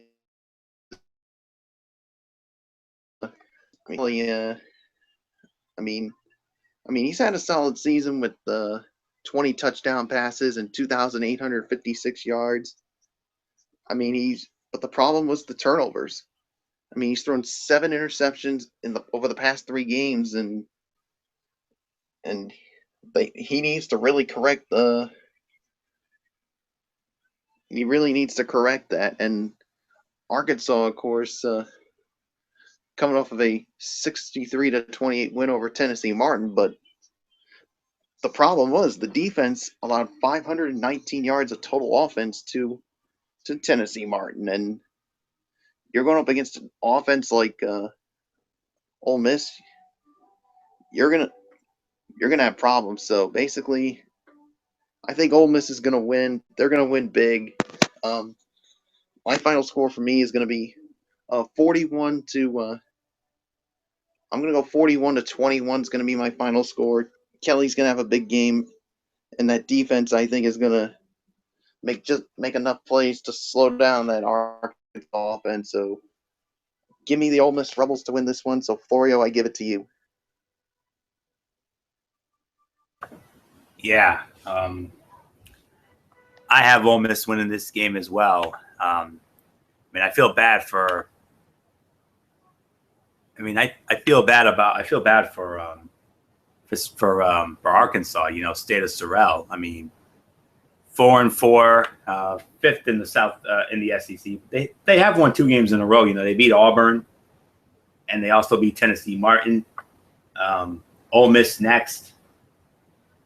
Starts a rough stretch for Arkansas. I mean, at Ole Miss, at LSU, home to Mississippi State, and then Missouri. I mean, that is a very rough stretch for Arkansas, to say the very least. But as far as Ole Miss is concerned, though, I do think Ole Miss should win this one rather handily, behind Chad Kelly and, of course, Laquan Treadwell, who's just been absolutely amazing. And I got to be honest with you. I mean, I'm really loving the body of work right now. So yeah. 7-2, second in the SEC West. They won 2 in a row against Texas A&M and Auburn. Arkansas, LSU, and Mississippi State are the remaining opponents for Ole Miss. Big win against Auburn a week ago at Jordan-Hare. Very tough place to win, but they did it. They got it done. Kelly's going to have a big game, and Treadwell's going to have a big game, and Jalen Walton on the rushing side. So I'm going with Ole Miss to win this one as well. I say final score here will be 31-10. The Ole Miss Rebels over the Arkansas Razorbacks. Sorry, State of Sorrel, but I got to be honest here. I'd love to go with your team, but I really don't think they're going to do it. So I'm sorry to say. So that final score will be 31-10 in favor of Ole Miss. So with that said, let's move on to our next game here. Now it's on to our final 3:30 game. Michael Bolica, you jumped the gun there a little bit. Cincinnati Bearcats against the number 25 ranked Houston Cougars. That's the game. It's going to be on ESPN2. It'll be at TDECU Stadium on the campus of the University of Houston. And calling this game for ESPN2 will be none other than, let me see who I have, Dave Lamont with Ray Bentley and Allison Williams. They'll be in Houston for that one. And according to my spread here, Houston is the favorite. They're 8 to 8.5 point favorites against the Bearcats. So how about the Houston Cougars, man? I mean, 8-0, leading the American Athletic Western Division. And trap game here, to say the very least, against Cincinnati. Because Cincinnati, they're 5-3, second in the American Athletic Eastern Division, 2-game winning streak with wins against UConn and UCF. But this is definitely a trap game for Houston. They don't want to look past this, because next week, a rare huge game in the American Athletic Conference. Because guess who Houston gets next? Memphis. And you know how good Memphis has been this year. Are we going to have some fun with that next week? No doubt about it. But a week ago, Houston all over Vanderbilt like melting butter, 34-0. I mean, the defense just smothered Vandy, held them to 185 yards of offense, forced 4 turnovers, recorded 3 sacks of quarterbacks Johnny McCrary and Kyle Shermer. Greg Ward Jr., a touchdown pass in the win. The running game with Kenneth Farrow, 82 yards. Ward also had a touchdown as well, and Chance Allen with 95 yards, and DeMarcus Sayers 59. So I think Chance Allen and DeMarcus Sayers have big games. Kenneth Farrow running game, and Greg Ward Jr., the quarterback, he'll have a big game as well. And Cincinnati, well, they're 5-3, pretty respectable, to say the very least. Second in that Eastern Division in the American, and they've won 2 in a row. Like I said, they outscored their last 2 opponents 89-20. So if that's any indication, I mean, against UCF, who is absolutely dreadful, by the way. Cincinnati, look what Cincinnati did last week, Bullock. 726 yards of total offense, and their quarterback Gunnar Kiel was perfect. 15 for 15. 319 yards, 5 touchdown passes, no interceptions, a rating of, get this, 388.6. What? That's a rating? 388.6? Wow. And unbelievable. Chad Bansbach, 75 yards rushing, and the receiving core led by Johnny Holton, 146 yards, 2 touchdowns, and Chris Moore, 108 yards and a touchdown, and Shaq Washington with 2 touchdowns of his own with 72. Holton Moore and Washington, big games on the receiving core. Ban Spock on the running game and Gunnar Keel on the quarterback. But Cincinnati is definitely going to give Houston fits. You know what? I'm going to consider this another sleeper game of the week, if I'm going to be honest with you. Really. Because of the body of work of both of these teams. But at the end of the day, though, you got to go with the Houston Cougars. They're just too good right now. So I'm going with Houston to win this one. Much closer than people think. I say final score here will be 45-38. The Houston Cougars stay perfect over the Cincinnati Bearcats in what I consider yet another sleeper game of the week, along with that Penn State Northwestern game. So Michael Bullock, an exciting game in the American with Cincinnati and Houston. Do you agree with me? Do you think this is going to be a trap game for Houston, especially with Memphis on the horizon next week? I think this could be a trap game with that game against Memphis on the horizon. I mean, yeah, what can you say about Houston? I mean, they're averaging 45.9 points. That ranks fifth in scoring, and it's tied for the FBS lead with 22 turnovers forced. And they've outscored their last three opponents 135-17, while not allowing a point in the second half. Wow, what can you say about it? And I'll tell you what, if they continue on this stretch, they could be looking at themselves in a major bowl game. So, but like I said, they have to focus on this. Because they know it's a trap game, and yeah, and I think Cincinnati will give them fits. And I mean, Gunnar Keel. I mean, with what he did last week, basically, of course, Cincinnati romped Central Florida 52-7, 15 of 15, with 5 touchdown passes. And I'll tell you what, Houston better be, and that defense better be careful of him, because if not, it could lead them into troubles. But Houston's just too good. I'm actually going to go with the same final score. 45-38 is going to be my final score. So yeah, I mean, there's really nothing else for me to say. So yeah, that's it for the 3:30 games, and now we have the lone 4:30 game, which is of course on the Pac-12 network, which will be number 23 UCLA and Oregon State. Just checking my notes here. Yep, you are correct, sir. The number 23 ranked UCLA Bruins going up against the Oregon State Beavers in Corvallis at Reser Stadium in Corvallis. 6-2 UCLA against 2-6 Oregon State.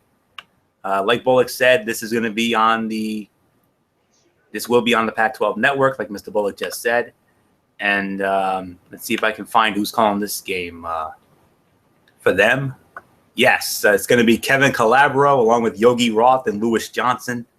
They will be in Corvallis for that game, and you would have to think UCLA is the favorite here. You would have to imagine that. I'd be shocked if they weren't. Yes, they are. They're big favorites here. 17 to 17.5 point favorites. So Michael Bullock, UCLA against Oregon State in the Pac-12. I think I know who you got, but just give it your thoughts anyway. Yeah, I mean, I think UCLA. I mean, they had a tough game last week. I mean, with a 35-31 win over Colorado last week, and I mean, that was a really tough one for them. And yeah, and I mean, and of course they're still, of course, without Miles Jack, who left. Of course, he had that season-ending knee injury back in September, and then of course leading tackler Asako Savania, who did not play last week because of a high ankle sprain, and and they didn't even have Kenny Young last week. So they hope to get those two back for this game. For this game, and of course,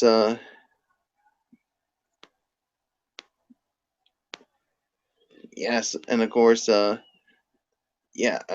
Oregon is basically in the middle of the pack, of course, in the conference with 158 yards per game on the ground, but they're 11th in total yards at 348.4, and during their 5 conference defeats, they've been outscored 182 to 87, especially after falling to number 13 Utah last week, 27 to 12, and they didn't have Seth Collins,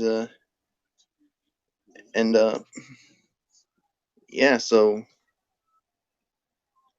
basically, I see UCLA having no problems with this one here. I think the final score for me is going to be. I'm actually going to go 41 to 10 is going to be my final score. So that's pretty much all I can say. So Florio, I give it to you. Gonna make it short and sweet here. This is another one of my locks of the week.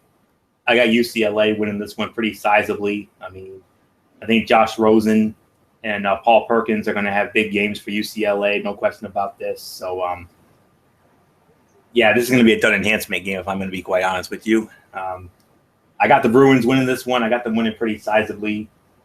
Final score here, I will go 45 to 17 in favor of UCLA. They should have an easy win in Corvallis against the Beavers. So I'm not going to waste any more time on that. I want to get into because there are other big games I really want to get into. So, so with that said, we're going to move on to our 7 o'clock slate. We got 3 of those.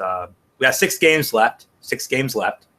And we're going to start off the 7 o'clock action with the number 7 ranked Michigan State Spartans going up against the Nebraska Cornhuskers.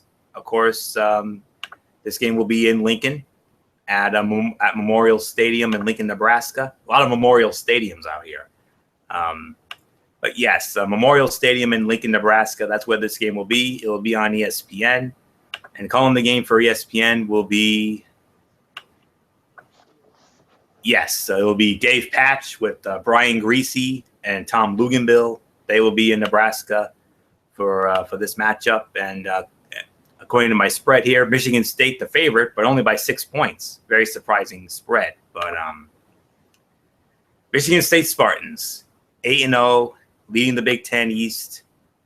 Last time we saw them was 2 weeks ago, a holiday hamming of Indiana, 52-26 at home. You know what's going to happen. Connor Cook's going to have a big game, no doubt about that.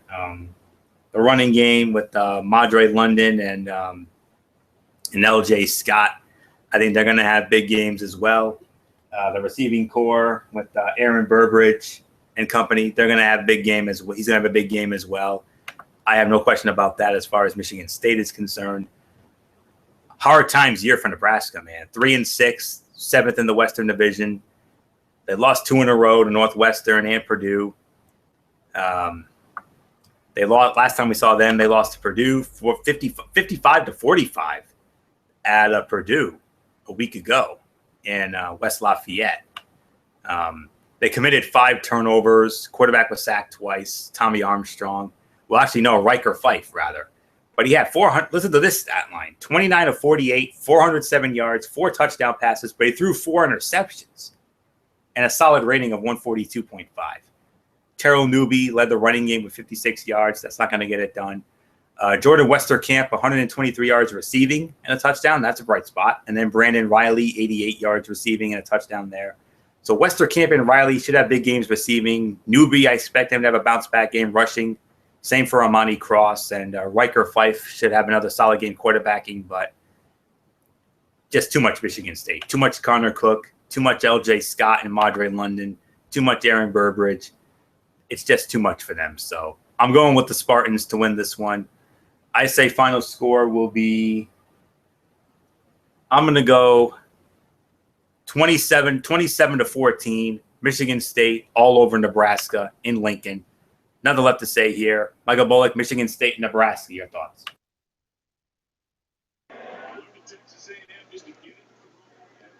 Yeah, I mean, yeah, like you said, I mean, Michigan State. What can you say about them? I mean, 8-0 overall, 4-0 in conference play. I mean, I said last time we saw them was 2 weeks ago, and they basically blew out Indiana. So yeah, and I mean Nebraska. I mean, coming off of of course, Nebraska coming off of their loss last week to 55-45, and the thing is, it was their second straight loss and fourth in their last 5 games, and their defense is not real good. I mean, allowing 424.3 yards per game, and their 315.9 given up has been through the air, which ranks worst in the FBS. So Connor Cook is going to be he's going to be feasting on that defense of Nebraska. So yeah, so there's really nothing else for me to say except I got Michigan State winning this one. I'm going to say 31-14 is going to be my final score. Connor Cook's going to have a solid game. So yeah, really nothing else for me to say except let's move on to our next game, which is if I got this correct, number 13 Memphis against Navy. You are correct, sir. The Navy, the midshipmen of Navy, going up against the Memphis Tigers, number 13. This game will take place from the Liberty Bowl in Memphis. 6-1 Navy against 8-0 Memphis. This game will be on. Let me see if I have the network correct. I believe it's ESPN2. Yes, I am correct on that. It will be on ESPN2. And calling this game for ESPN2 will be none other than Adam Amin, Kelly Stauffer, and the beautiful daughter of Kevin Harlan, Olivia Harlan. She will be in Memphis for that one. Oh, man, is she a beauty or what? All I can say about that. Adam Amin, Kelly Stauffer, and Olivia Harlan, they'll be in Memphis. And according to my spread here, I do believe the Memphis Tigers are the favorites here. Yes, they are. 7.5 to 8-point favorites are the Memphis Tigers. So I think we might be looking at. I think we have another sleeper matchup on our hands here, Michael Bullock. 6-1 Navy against 8-0 Memphis at the Liberty Bowl. What do we think? Yeah, this could be another sleeper game. I mean, Memphis coming off of a 41-13 win against Tulane last week, and and the thing is, the problem is with that. I mean, they trailed by double digits early. Of course, they were trailing 13-0 against Tulane last week before they rung up the final 41 points, and that's the thing with some of the other games they had. I mean, Kansas led Memphis 10-0 before Memphis won that one 55-23. Same thing can be said with Bowling Green, and yes. So basically, I mean, the offense, of course, led by Paxton Lynch, and of course, and the other thing, of course, that really has been the problem with the offense: too many drop passes. Of course, they had also committed 8 penalties for 106 yards, and yeah, so they need to fix that up, and especially against but of course, Memphis's offense, of course, it ranks 3rd overall with 48.9 points a game, and the defense really needs to step up against a Navy offense, which of course last week in a 29-17 win over South Florida, which yielded a school record 3 100-yard rushers. 3. Normally you think 1 100-yard rushers, but 3. Keenan Reynolds had 117 yards rushing in the game last week, and the Navy's average yards rushing per game 319.7, fourth best in the FBS. And they'll be going up against a tough Memphis run defense that give up only 118.8 per game, which is 22nd in the country. And the other running backs that had 100 yards, Chris Swain and Deshaun Romine. So this could be a sleeper game, but in the end, to me, Memphis is just too good. I think this is going to be a close one. Final score for me, I'm going to go 48. I'm actually going to go 48-41. It's going to be my final score in this one. I think the offense of Memphis is just going to put up just enough points to outduel Navy, especially with that running game. Navy's running game will keep them in the game throughout, but in the end, Memphis is too much. So, Florio, I give it to you. Yeah. Another sleeper game of the week, like I said, without question. I love Memphis's body of work right now, especially their quarterback, Paxton Lynch, who threw for 343 yards and a touchdown pass in the win against Tulane. Doralon Darcius, 45 yards rushing to lead that, along with 43 from Lynch. And then the receiving core with Phil Mayhew, 107 yards, and Mose Frazier with 75. I expect all those guys, Mayhew and Frazier on the receiving core, Dorcius on the running game, and of course, Paxton Lynch. I expect him to have another big game. Memphis had 581 yards of offense in that win against Tulane, where they held Tulane to 270 and recorded 1 sack, but it was all about the offense in that game anyway. And as far as the midshipmen go, I know all about the Navy midshipmen. Especially with all those games when Notre Dame went up against them. They're 6-1. They're playing some damn good football right now. Ken need to meet their head coach is just. I love their head coach Ken Nianwawahu. I don't know how to say his last name. I'm sorry if I butchered it. But Notre Dame was the only loss for Navy so far. They've bounced back since then with wins against Tulane and South Florida, and like Bullock said, Keenan Reynolds. I love Keenan Reynolds. I love this young man's body of work, especially from those Army-Navy games that I've been watching over the last couple of years. Reynolds has just been incredible in those games. Quarterback-wise, last week he was awful. 3 for 9, only 3 out of 9 for 16 yards, and that's it. But he made up for it on the running game with 117 yards and 2 touchdowns, and Chris Swain with 131 and a touchdown as well. And Jamar Tillman was their only receiver. But he had the 3 catches for 16 yards, and that's it. So I expect Reynolds and Swain to have big games for Navy, no question about it. But too much Paxton Lynch and company. So I'm going with the Memphis Tigers to defeat the Navy midshipmen. Final score, I'm not going to go as high as Bullock, but I think it's going to be a high-scoring game anyway. I'm going to go 43-36. That's going to be my final score. 43-36. Memphis over Navy. Next up, our final 7:00 game. It's going to be the Iowa State Cyclones going up against the number 15th ranked Oklahoma Sooners from Oklahoma Memorial Stadium in Norman. This game will be on ESPN University, I do believe. Yes, ESPN University will have that. And calling the game for ESPN University will be Roy Philpott with Jay Walker. They're going to be there for that one.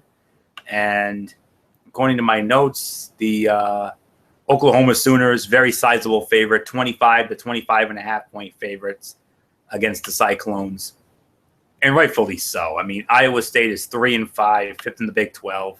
Even though they won against the Texas Longhorns very impressively, 24-0. You really think they're going to go into Norman and steal one from the Sooners? No. No. Absolutely not. Oklahoma, just too damn good. Everybody knows this. I mean, ever since they had that tough loss to Texas in the Red River rivalry, they have bounced back. Oh, my goodness. Look what they've done in the last 3 weeks, Bullock. 180-34 during this 3-game winning streak. 55-0 over Kansas State. 63-27 over Texas Tech. And then 62-7 over Kansas.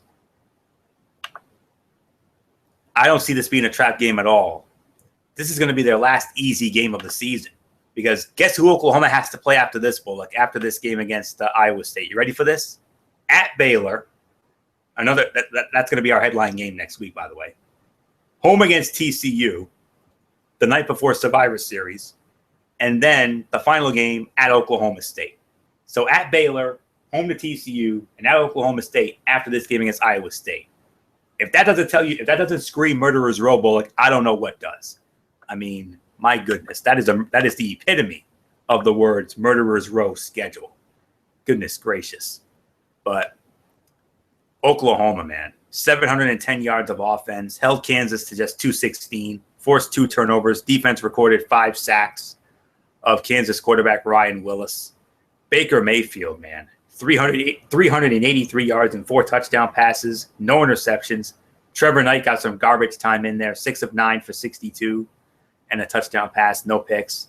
Alex Ross, 103 yards rushing. Samaje Perine, 90 yards rushing and 2 touchdowns. Sterling Shepard, 183 yards and a touchdown. Shepard's going to have a big game. Ross and Perine on the running game. Mayfield, he's going to have a big game. You better believe that. So I'm going to tell you right now, this is my lock of the week right here. 65-17, the Oklahoma Sooners all over the Iowa State Cyclones. Period. And the statement and the quotation, Bullock, it's all yours.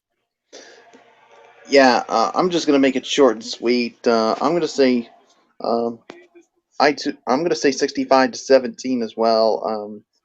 I mean, what can you say about that offense? I mean, led by Baker Mayfield and the rest of that offense. So I'm not really gonna waste any more time on this. So Oklahoma wins.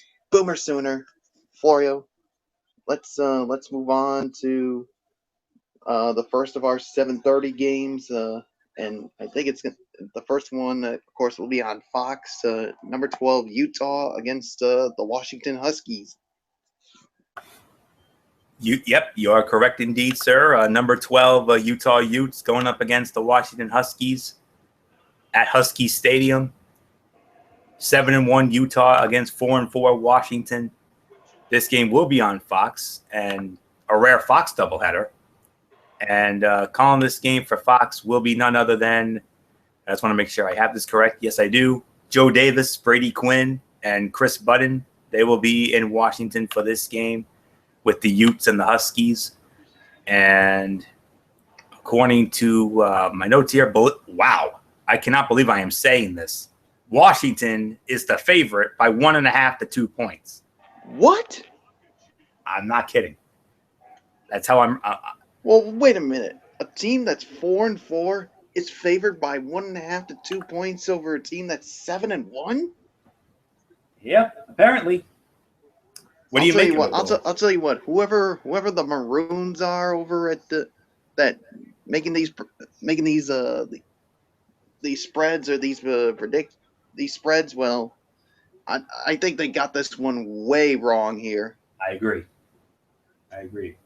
So, but you started off, man. Utah against Washington. Yeah, I already know who you have, but I just want to get your thoughts on this game and what you think about it. I'm still speechless at that. I mean, how the heck can you favor a team that's 4-4 over a team that's 7-1 and ranked 12th in the nation?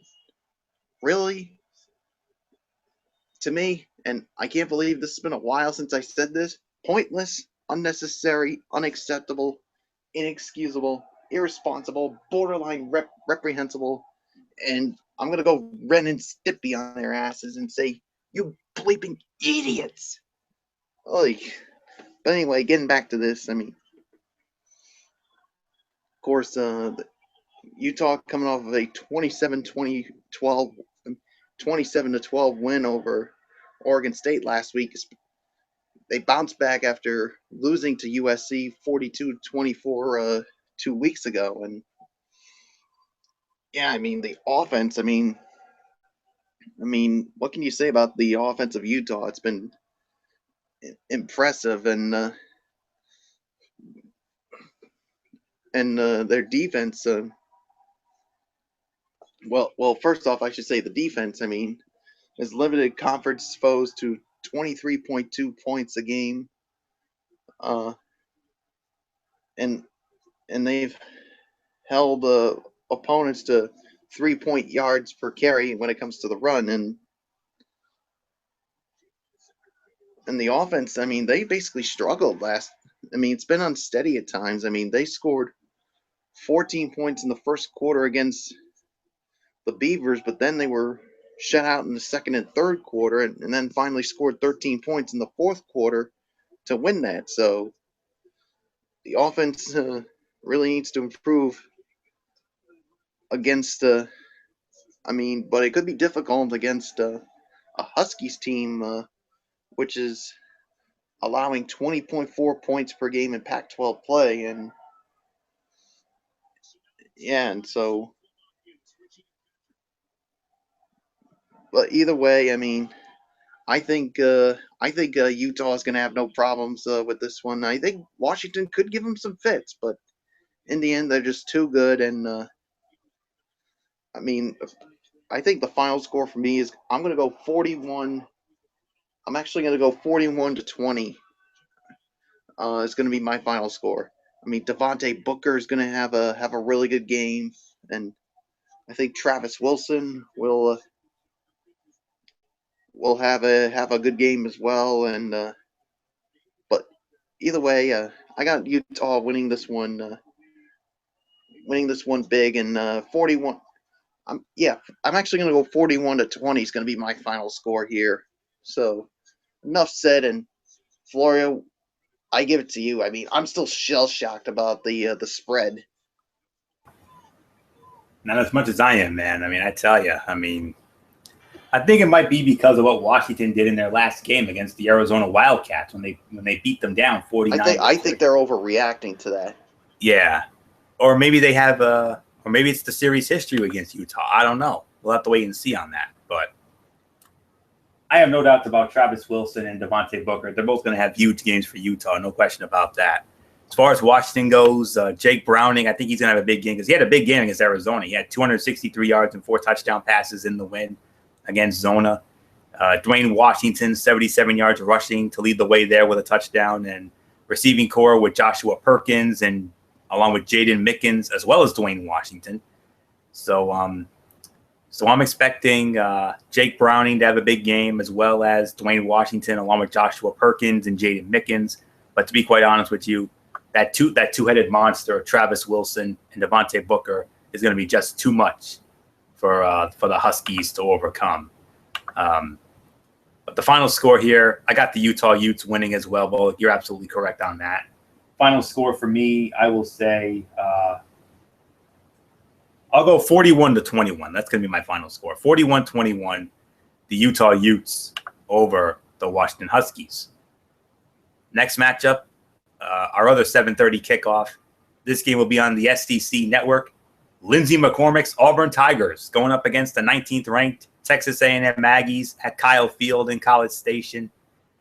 And calling this game for the SEC network, well, there's nothing left for me to say except this. You are looking live at Kyle Field. Looking live. Yep, it's him. Brett Musburger, Jesse Palmer, Maria Taylor. They're going to be calling this game for the SEC network. Auburn against our Texas good friend Brett Musburger. Who doesn't? I mean, he's a living legend. I mean, damn, I miss him on those Saturday night games on ABC. Yeah, him and Kirk Herbstreit, man, they were fun to watch, I'll tell you. But nonetheless, he'll be there. And Texas A&M is the favorite, 7 to 7.5 point spread. So, yeah, it's been a hard time. You thought it was hard times for State of Sorrell's Arkansas Razorbacks, which was somewhat expected. How about Lindsey McCormick's Auburn Tigers, man? 4-4, 7th in the SEC West. Unbelievable. They're currently in the midst of a 2-game losing streak, losing at Arkansas, the Sorrell and McCormick matchup, which we all love, and then they lose at home to Ole Miss. So, they're far. No team has been more disappointing in college football this year than the Auburn Tigers have. I mean, for goodness sakes. I mean, Sean White. I don't know who's going to be their quarterback, if it's going to be Sean White or Jeremy Johnson. Jeremy Johnson has just been awful this year, no doubt about it. Jovan Robinson and Peyton Barber will lead the running attack for Auburn, and Ricardo Lewis and Tony Stevens and Melvin Ray. I think they'll have big games for the receiving core. But if I'm going to be honest with you, I got to go with the Aggies, man. I mean, I just like Texas A&M too much right now. And that's in large part to their offense. I mean, their offense is clicking on all cylinders. They're 6-2, 4th in the Western Division in the SEC. Snapped a 2-game losing streak after tough losses to Alabama and Ole Miss. They bounced back with a 35-28 win over South Carolina a week ago, also at Kyle Field. 544 yards of offense. They forced 2 turnovers and recorded 5 sacks of South Carolina quarterback Perry Orth. Actually, it was Kyler Murray, not Kyle Allen. Kyler Murray had a solid game with 223 and a touchdown. It was the running game. Kyler Murray, 156 yards of rushing and a touchdown. And Trey Carson follows that with 122 and a touchdown. And James White with 44 and a touchdown as well. And then Ricky Seals-Jones and Josh Reynolds leading the receiving core. So there's no doubt about this one. I got the Aggies winning this one, and I got them winning somewhat handily here. Well, I'm not going to say handily. I think Auburn will give them some fits, but I just think Texas A&M is just too good right now. So I'm going with the Aggies here. I say final score will be 38-24, Texas A&M over Auburn. So with that said, Michael Bullock, your thoughts on Auburn and Texas A&M? Yeah, I mean, of course, Texas A&M coming off of a 35-28 win over South Carolina last week, and Kyle Allen with what he did in that game. I mean,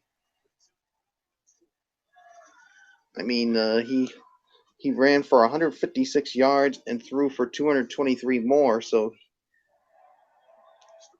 he basically had about 379 yards of total offense, and so basic.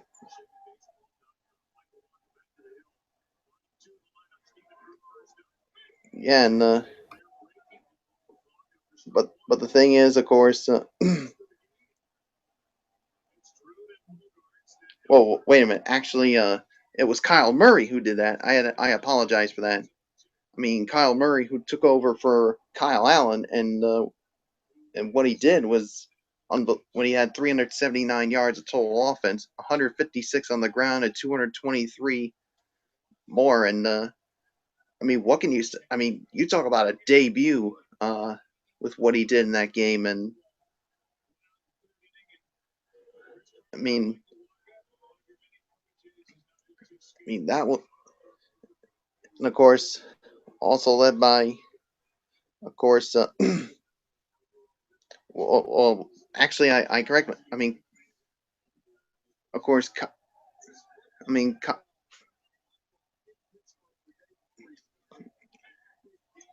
yeah. I mean,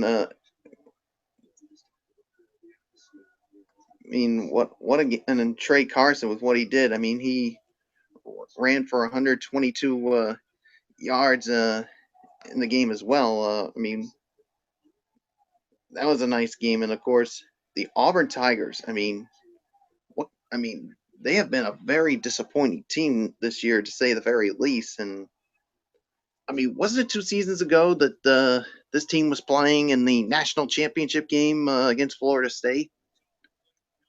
I mean, yeah, what's happened with that?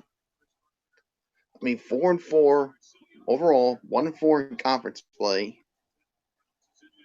I mean, very disappointing with them. So I got Texas A&M winning this one. I think it's going to be 38-24, my final score. So yeah, so there's really nothing else for me to say except you pretty much touched on everything. So with that being said, Floria, let's move on to our 8 o'clock games, and I think we're starting it off with the real big one, the game of the week. Are we? We are indeed, my man. Yes, and it is the big one. The big one everyone is talking about. Number 2, LSU. Number 4, Alabama. The second game of the doubleheader on the SEC on CBS. The number 2 ranked LSU Tigers against the number 4 ranked Alabama Crimson Tide, Bryant-Denny Stadium, Tuscaloosa. And I think we know who's calling the game. I think we no need a dirt sheet for this one. No, you don't. Vern Lundquist, Gary Danielson, Ali LaForce. I mean, there's really nothing else for me to say on this. I mean, I'll start it off, and what can you say? Well, let me at least give you the spread, Bullock. All right. Before I do that, Alabama by 6 to 6.5. Now go ahead, Bullock. All right. Yeah. All right. What can you say? Game of the week. I mean, this is definitely the game of the week in college football. I mean, a lot of history when it comes to these teams, whether it's in the regular season or, of course, the time they met back a few seasons ago for the national championship. I mean, which, of course, that turned out to be a dud. Of course, I mean, Alabama has won the last 4 meetings, including a 20-13 overtime victory last season. I mean, so Alabama's basically gotten the edge over LSU the last 4 times. I mean, man, this is, and the thing about it is, of course, the defense for both teams. So, man, this is going to be and both teams were on byes last week. So the thing is, I think this is definitely going to be a fun game to watch in prime time. I think it's going to be a 5-star classic, chock full of Shakespearean drama. Now the big question is, who wins this? I'll tell you what. Of course, both of the running backs for both teams, Leonard Fournette and Derrick Henry, they're going to be tested against the best run defenses. So now, who wins? Holy, this is a tough one. And I'll be quite honest. If this game was in LSU, I would go with the LSU Tigers. But because this game is in Alabama, I'm going to go with the Alabama Crimson Tide to win this one. I think their defense is just as good as LSU, and I think they'll limit Leonard Fournette, but they'll make it tough for him. I think the defense will slow down this offense, and I think Henry will have a solid game. Same thing with Jake Coker. I mean, would I be surprised if LSU wins? No, I wouldn't be surprised. But because this game is in Alabama, I got to go with the Crimson Tide in this one. My final score for me is, I'm going to go 27-24, 5-star classic, chock full of Shakespearean drama. So nothing else to say except, Florio, your thoughts on this? Not only what I think could be the game of the week, and I think it's got the potential to be a game of the year candidate. What did you have again, Bullock? I couldn't hear that. Alabama. Final score? 27-24. All right. Just wanted to be sure on that. Oh, man. This is it. Game of the week. LSU and Alabama. Brandon Harris, Leonard Fournette, Malachi Dupree going up against Jake Coker and with Derrick Henry and Calvin Ridley. Oh, man, that's got a recipe for awesomeness right there. Of course, when it comes to the nighttime games, this is the one that's going to have my most vested interest. This is the game I'm going to be tuning into and fully focused. I'm not going to be flipping between any other game. Maybe Navy and Memphis, but this is the game I'm going to have my eyes on. This game's going to have my undivided attention, like everybody else will. Very tough. But at the end of the day, though, all the names I mentioned, they're all going to have big games. I have no question about this whatsoever. But at the end of the day, it's Alabama. They're at home. They've done pretty well against LSU lately, like Bullock mentioned. So there's nothing left for me to say except quarterback-wise, I got to give the edge to Coker. I like him better than Harris. Just a little bit, even though Harris has been playing well lately. Running game, you got to consider that a toss-up. Leonard Fournette and Derrick Henry are just both out of this world. And then the receiving core with Dupree and Ridley, got to give the edge to Ridley.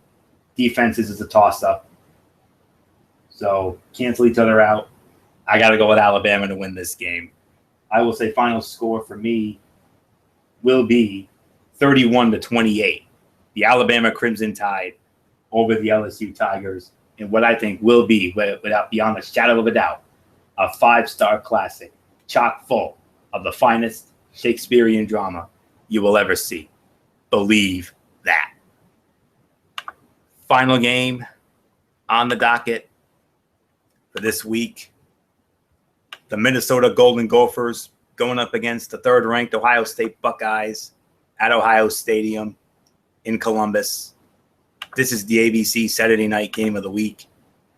And calling this game for ABC, believe it or not, it will be Brad Nessler, along with Todd Blackledge and Holly Rowe. They'll be at Ohio State for this one. And Ohio State, sizable favorite, 23.5 to 24-point favorites. Yeah.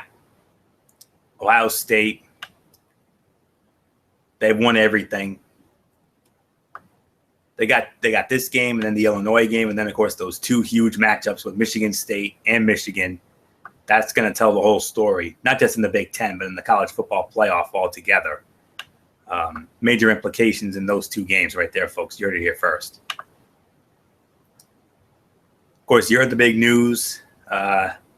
JT Barrett suspended. Had a Noggin Diva Dinkelberg moment. So it's obviously going to be Cardale Jones running the show for Ohio State. But I think they're going to be fine anyway. Cardale Jones should have a big game. I think Ezekiel Elliott's going to have a big game as well. And Michael Thomas in the receiving core and the defense with Bosa and them. It's just going to be too much for Minnesota to overcome. They've lost 2 in a row to Nebraska and Michigan. They're 4-4, fourth in the Big Ten West. Another one of my locks of the week for Minnesota. Mitch Leidner should have an okay game, but I don't think he's going to do anything special. Rodney Smith on the running game and Brandon Lingen on the receiving court. They'll have solid games, but too much Cardale Jones, too much Ezekiel Elliott, too much Michael Thomas and Braxton Miller and that defense. So Ohio State wins. They win rather handily. Final score here, I'm going to go 45. Yeah, I think this will be about right. 45-10. Ohio State, easy win against Minnesota. Well, let's put the bow on this one. Yeah, I'm going to keep this short and sweet. I got Ohio State winning this one. I'm going to say 48-10 on this one.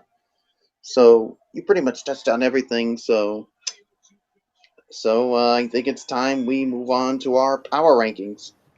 How about a rapid fire power rankings? So yeah, let's make it a rapid fire.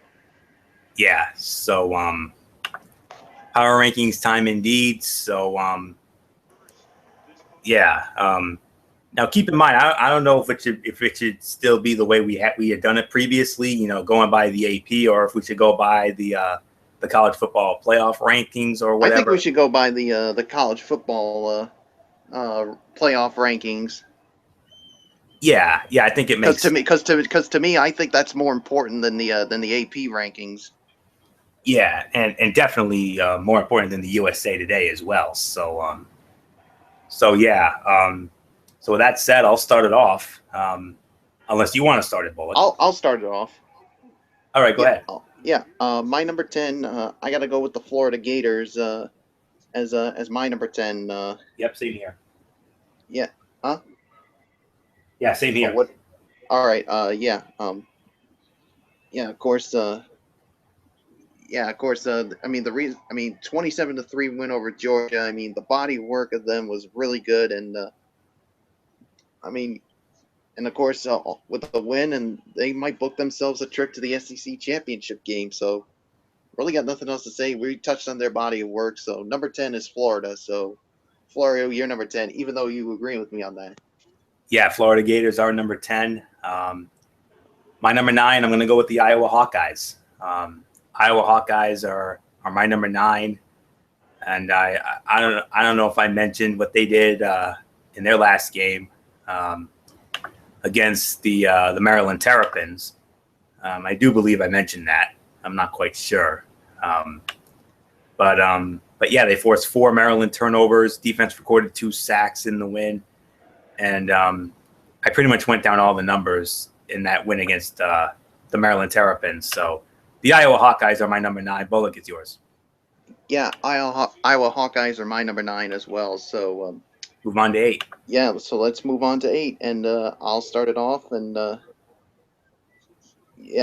my number 8. Trying to remember who's number 8 in the. Oh yeah, TCU. TCU is my number 8 in this one. Yep. I mean, the offense of theirs has just been really impressive as of late, especially with Trevon Boykin. So, yeah, I think we pretty much touched on their body of work. So, really got nothing else to say. TCU number 8. So, Florio, it's yours. TCU Horned Frogs, number 8. What can you say? I mean, 40-10 winners over West Virginia. I mean, everything was fine. I mean, the yards were there, 616 yards and whatnot. But the only thing that did, Boykin was great, and the receiving core with Doxson and them was great, Listenby. But the one thing that was disconcerting to me was Aaron Green only had 67 yards rushing. That's the only major knock I have on TCU. Other than that, there's nothing really bad I can say. So the TCU Horned Frogs are number 8 in the rankings. Number 7, the Michigan State Spartans. That's who's going to be number 7 here. Even though they were on a bye, this is the only time we're going to ignore the bye rule, because since we're going by the inaugural college football playoff rankings for this season. Last time we saw them, 52-26 beat down of Indiana at home. Behind Connor Cook and company.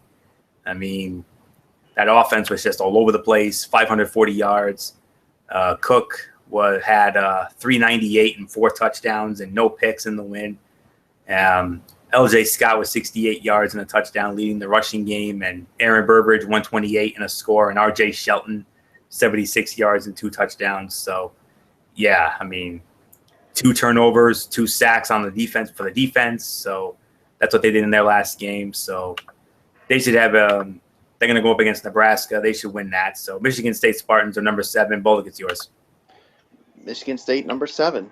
Really have nothing else to say except let's move on to 6, and I will start it off. And right. And it is the Baylor Bears as my number 6. I agree. Baylor with the offense continues to be impressive. They did win tonight over Kansas State 31-24, and they had to basically hold them off. And the offense continues to be good, even with no Seth Russell and Corey Coleman. I thought really he was fantastic tonight. Huh? He was fantastic tonight. He did really good. 2 touchdown passes in that game. taking over for Corey Coleman with he caught 2 of them, and Jarrett Stidham who took over for Seth Russell, threw for 419 yards and 3 scores in the game. I mean, No that's picks. an impressive. Now that was a very impressive performance. So Absolutely. So even with that, I still think Baylor's going to be good. I think they still have a lot of work to do if they want to get into the college football playoff. But I think this is a good start. And to me, I'll be quite honest with you. After what we saw from Stidham tonight, I think Baylor's offense is going to be fine. So the Baylor Bears are my number 6. Florio, it's yours. Yeah, Baylor Bears, man. They survived K-State tonight, but it does not get easier. They have a murderer's row schedule. Oklahoma next week, which is going to be our major headline game next week. You better believe that. At Oklahoma State the night before Survivor Series, and then the day after Thanksgiving, they got to go to TCU. What? Oh, and then they have the Texas Longhorns. Ooh. And then the Texas Longhorns, who've actually gotten better, even though Iowa State trounced them. But like Mr. Bullock said, I mean, 522 yards of offense. The defense came through big. The defense forced 3 turnovers, recorded 3 sacks against Kansas State, against their quarterback, Joe Huebner. And Jarrett Stidham, though, 23 of 33, 419, 3 touchdowns, no picks, rating of 206.4. Shock Linwood, only 72 yards rushing. Running game needs work, but the receiving core, though. I'm not talking about Katie Cannon, although Katie Cannon had 4 catches for 108 yards and a touchdown. The star of this game tonight, Bullock, Corey Coleman, man. Listen to this number. 11 catches, 216 yards, and 2 touchdowns, including a long of 81. Amazing. Just absolutely amazing. That's all I can say about that. So Baylor continues to click on all cylinders. Next Saturday, November the 14th, the showdown with the Oklahoma Sooners. Big game next week. Cannot wait. Baylor Bears are number 6. We move on to the top 5. I will start it off, and it's my team at number 5, the Notre Dame Fighting Irish. I mean, since that tough loss to Clemson on October 3rd, they've won 3 games in a row. They beat Navy, they beat USC, much to my delight, and then they went into Philadelphia and beat Temple. They got a trap game. They had 467 yards of offense. Defense forced a turnover, recorded 2 sacks of Temple quarterback P.J. Walker. Deshaun Kaiser, 299 yards, threw a touchdown, but he threw 2 picks. But Kaiser had 143 yards rushing, including a long of 79, which was a thing of beauty, and two touchdowns. Chris Brown, 72 yards receiving. Torrey Hunter Jr., 62 yards. But the hero of the day was once again, who else? Will Fuller, the 17-yard touchdown pass with 2:48 to go in the fourth to lead Notre Dame to victory over a very game Temple Owls squad, who I tip my cap to for a wonderful effort. Pittsburgh next. That's going to be a trap game. They can get by that. They get Wake Forest next. That should be an easy win at home, their final home game of the year. And then that big one on November 21, the night before Survivor Series, at Boston College. It's not going to be at Alumni Stadium in Chestnut Hill. No. That game's going to be at Fenway Park. Oh, yes. Fenway Park. Mm-hmm. But their next real test won't be until, of course, that huge game, Thanksgiving weekend, against the Stanford Cardinal. I smell a headline game for that week. You better believe that. As part of our football feast. I cannot wait for football feast. We're going to talk about that Thanksgiving. Ooh, same here. Oh, yeah. So with that said, the number 5 team right now, it is the Notre Dame Fighting Irish. Hopefully they can go into Pittsburgh and get that big win at Heinz Field. So, hey, they win at Lincoln Financial Field in Philadelphia. Surely they can win at Pennsylvania's other big NFL stadium, right? So with that said, Bullock, Notre Dame is 5. Do you agree? I'm sure you do. Yeah, Notre Dame number 5. So on to number 4. I will go with the Alabama Crimson Tide as my number 4. I mean, what can you say? They were basically off. They were off last week, and so basically, of course, heading into that big showdown with LSU. So the defense continues to be very impressive, and Henry also has had a really good year, and so yeah, really nothing else to say except Alabama number 4. So, Florio, it's yours. Yeah, Alabama Crimson Tide 4 as well. I mean, 1914. Last time we saw them was 2 weeks ago when they survived a scare from the Tennessee Volunteers, 19-14. Since they lost to Ole Miss at home, they won 5 in a row, beating Louisiana Monroe, Georgia, Arkansas, Texas A&M, Tennessee. So the big one against LSU Saturday, and then they go to Mississippi State after that. Then they have a squash game against Charleston Southern, and then they go to Auburn for the Iron Bowl. This just in, I don't think this Iron Bowl is going to be a Shakespearean drama laden as the last 2 have been. So that's all I can say about that. But we're going to get into that in great detail on Football Feast. So Alabama Crimson Tide, number 4. Number 3, your reigning and defending national champions, the Ohio State Buckeyes. They were off last week as well. Last time we saw them, they put up a 49-7 beatdown over the Rutgers Scarlet Knights in Piscataway on October 24. They've got a couple of easy games against Minnesota and Illinois. I mean, Barrett was amazing in that game. 3 touchdown passes in that win. Ezekiel Elliott, what else is new? 142 yards rushing and 2 scores. JT Barrett, 101 yards and 2 touchdowns. That was Barrett, by the way, who also had the touchdown passes as well. Thomas had 103 yards and a touchdown, and Samuel had a touchdown, Jalen Marshall. So 528 yards of offense, a turnover, and 2 sacks for the defense. So, yeah, Minnesota and Illinois, I believe both of those games are at home. Oh, well, Minnesota's home. They're at Illinois in Champaign. And then, of course, those 2 huge games. The night before Survivor Series against Michigan State at home. Headline game, oh, by the way. And then, of course, another big headline game, thanks as part of Football Feast, against the Michigan Wolverines in the Big House, Thanksgiving weekend. Happy Thanksgiving, oh, by the way. Ohio State Buckeyes, number 3. Bullock, number 3. Yeah, Ohio State number 3. So, really got nothing else. I mean, you pretty much touched on everything. So, my number 2, it is the LSU Tigers. I mean, what can you say about them? And I mean, their defense, I mean, has played really well, and also, of course, the offense led by Leonard Fournette, one of the candidates to win the Heisman Trophy. So we'll wait and see how he does, especially against this Alabama Crimson Tide team. So LSU, my number 2. So Florio, it's yours. LSU Tigers, number 2, indeed. I mean, another off week. And this is a team that also was off last week. Last time we saw them was October 24 against Western Kentucky, the Hilltoppers. 48-20 win at Tiger Stadium behind Brandon Harris, who far and away had his best game of the year, 11 out of 20, 286 and 3 scores and no picks. Leonard Fournette, 150 yards and a touchdown in the win. And then Trayvon Durrell, 132 yards and a touchdown. Malachi Dupree had 86 yards and a touchdown, and Tyron Johnson had a touchdown as well. So 497 yards of offense. Defense had 2 turnovers and a sack. So that's all there is to say on that. So LSU is number 2. The number 1 team, it is the Clemson Tigers.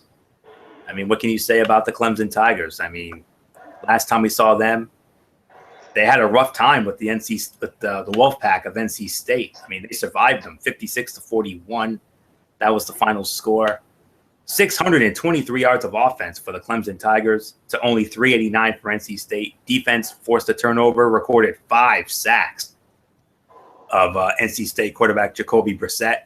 Watson had 383 and 5 touchdowns in the win. Gallman 172 and a touchdown. Renfro had 93 and a touchdown, and Peak had 64 and a touchdown. Deion Kane, Ray McLeod, and Zach Brooks had the other touchdown receptions for Clemson.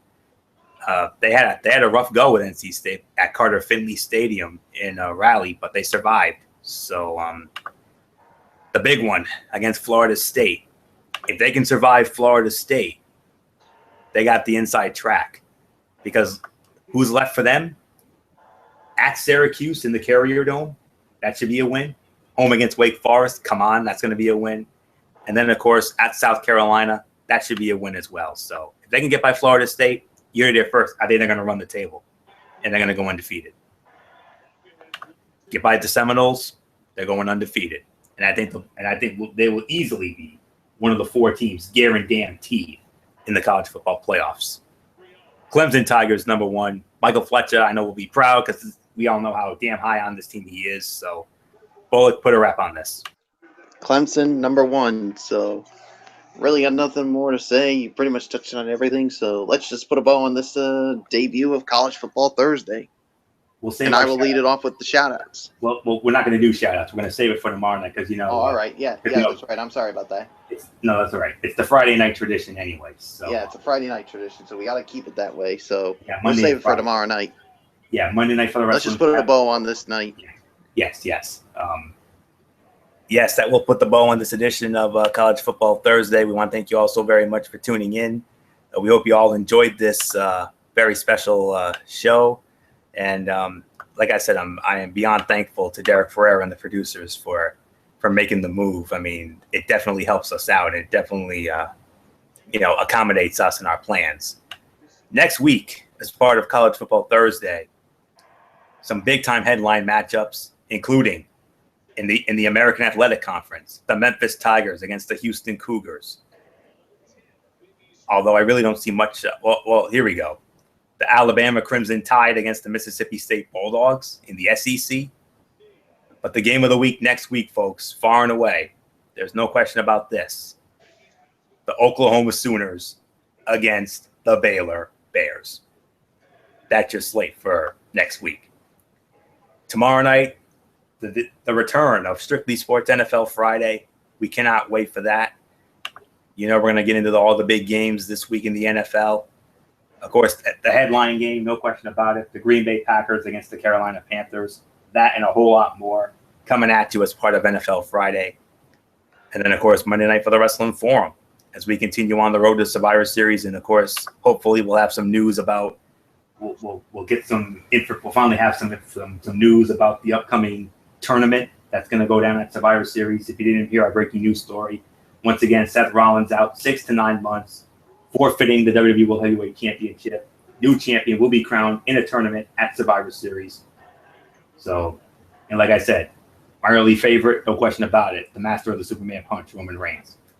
And, of course, hopefully more matches for the Survivor Series. And hopefully that's when that will get that Team Taker versus Team Wyatt.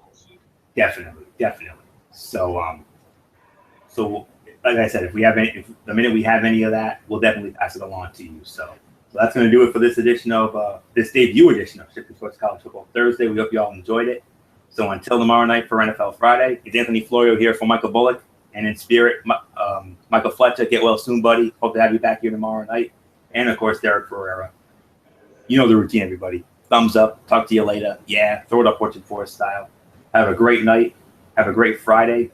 And until tomorrow night for NFL Friday, you've been watching Strictly Sports College Football Thursday right here on the Zone 25 on YouTube.com. Bye for now, my friends. God bless. Be good to each other. And for now, Anthony Florio, so long.